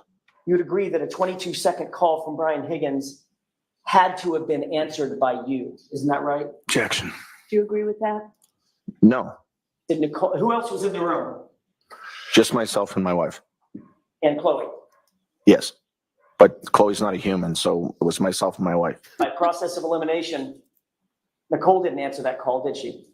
No, Chloe, the non-human, didn't answer that call, did she? no. Chloe, the So non-human. who had to have answered the call, sir? Objection. Can you answer that? Oh, I don't love remember Jackson. answering that call. Could have hit the phone by accident, causing it to answer. Okay. Okay, let's move on from this, Mrs. Jackson. Your Honor, if I could have one or two more questions. One more question. What? Now your testimony is you could have answered the call, correct? No, my testimony is that I don't know. You're asking me how it could have answered, and I'm trying to answer your question. At a prior hearing in June of 2022, you were asked this exact question and you answered, quote, yeah, it's only possible that it's me, end quote, correct? I don't recall answering that way, but I'm not sure. Oh, this is good, guys. And you were also asked, after being confronted with these records, quote, I guess I could have talked to him, meaning Mr. Higgins, correct? I don't- I'll allow this, and this is- I don't recall saying that, no. Let's move on. Shut up, Bev.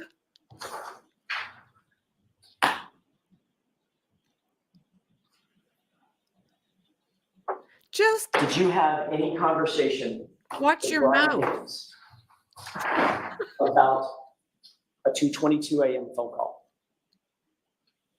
That next morning, while everything was going on, I mentioned to Brian that I may have butt dialed you last night. Sorry about that. Did the two of you agree that you were going to both say those calls were butt dials in order to cover up those calls? Objection. You can answer that. We did not say that. But let's be clear, since then and now, you've gotten rid of your phone, correct? I upgraded my phone, yes. And since then and now, Brian Higgins has gotten rid of his phone. You're aware of that as well. Yes, By the way, you indicated that you were awakened in the morning by Jen McCabe about 6:30, correct?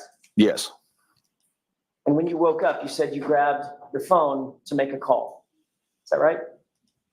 no, Isn't it true that you grabbed your phone and made a call at 7:20 in the morning? yes. But that's not when I was awoken by my sister-in-law. Sorry, that wasn't my question. After you're awake and you're up, you Right, started making calls. right. My question is, what was the first call you made at 7:20?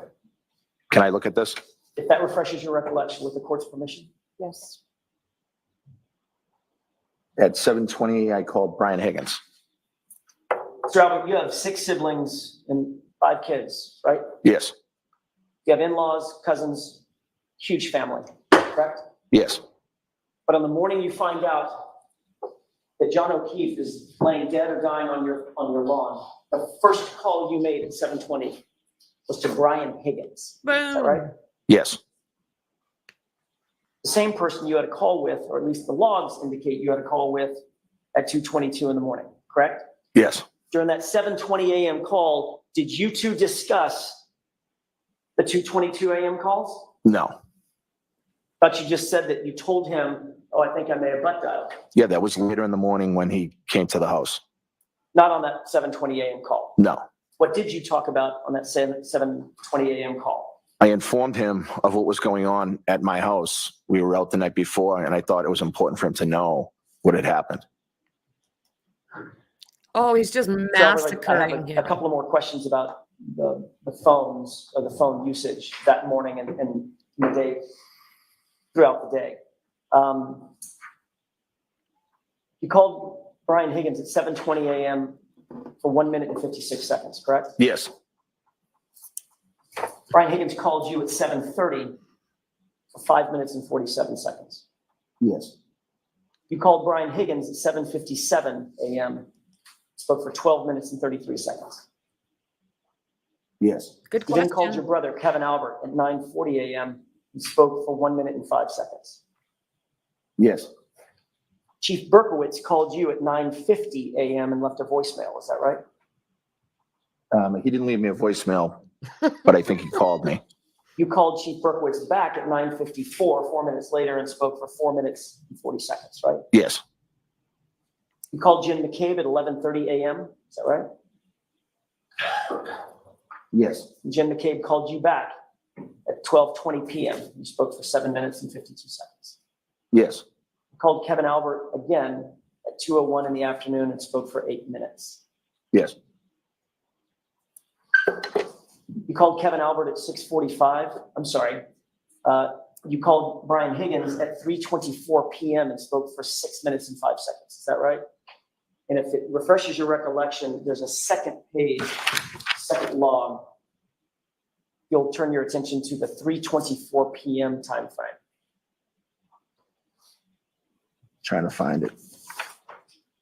That's a good thought. That's a really good thought.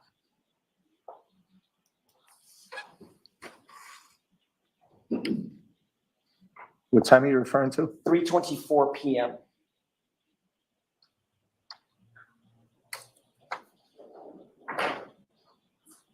I see it. Yes. And there's a second call. Keeps You looking at called Wally Brian like, Higgins at 6:12 p.m. Speak for 1 minute and 7 seconds, right? Yes. And then the third one on that page, you called Brian Higgins at 6:35 p.m. Spoke for 10 minutes and 12 seconds, correct? Yes. Turning back to your call logs, you called Kevin Albert at 6:45 on the next on that same day. Spoke Yep, for about 16 I agree. minutes. Yes. Then on the next day, January 30th, you called Chief Berkowitz and spoke for 1 minute and 6 seconds. Yes. And the following day, you spoke with Jim McCabe, who called you at 8:04 p.m., correct? Yes. And finally, Chief Berkowitz called you at 1:48 p.m. on February 1st, right? Yes. 3 days later, you spoke again to Brian Higgins at 8:48 a.m. Is that right? Yes. The subject of these calls, Mr. Albert, were all about the fact that John O'Keefe was found dying on your yard, on your lawn, on January 29th, 2022. Isn't that right? I don't know the subject of all these calls. No. You had to have been talking about that event. Of course, it was a horrible situation that was going on. Everybody was distraught, and there were a lot of phone calls. This call log doesn't encompass all the phone calls. No, it doesn't. There are a lot of phone calls being made to a lot of people because of this horrible situation. And the point is, Mr. Albert, those many calls that you just described, especially as they pertain to Brian Higgins, Jim McCabe, Kenny Berkowitz, your brother Kevin Albert, were those many calls an effort to get stories straight at the time? No, absolutely not. Were those many calls an effort? I'm going to interrupt you, jury. We're going to send the jury out. There's actually, why don't we take the lunches? are you kidding I'll me? see counsel outside now. Court, all right, please. What the hell? Oh my God.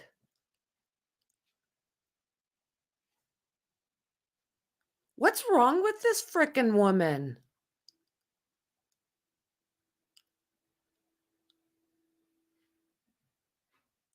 What the hell is wrong with this woman?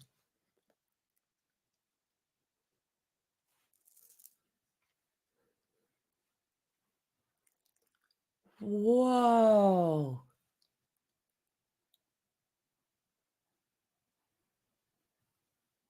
Whoa. Oh my God. She never asks me. All right, so we'll have the lunch and recess then. Court, all rise. Let's stand. You are muted. Are you kidding me? Alrighty. I have no idea why she did that. Not at all.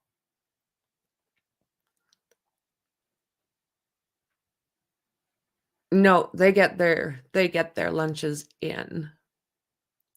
Guys, so I have reset another stream, so I'm going to have to change it because she just kind of lost her noodle.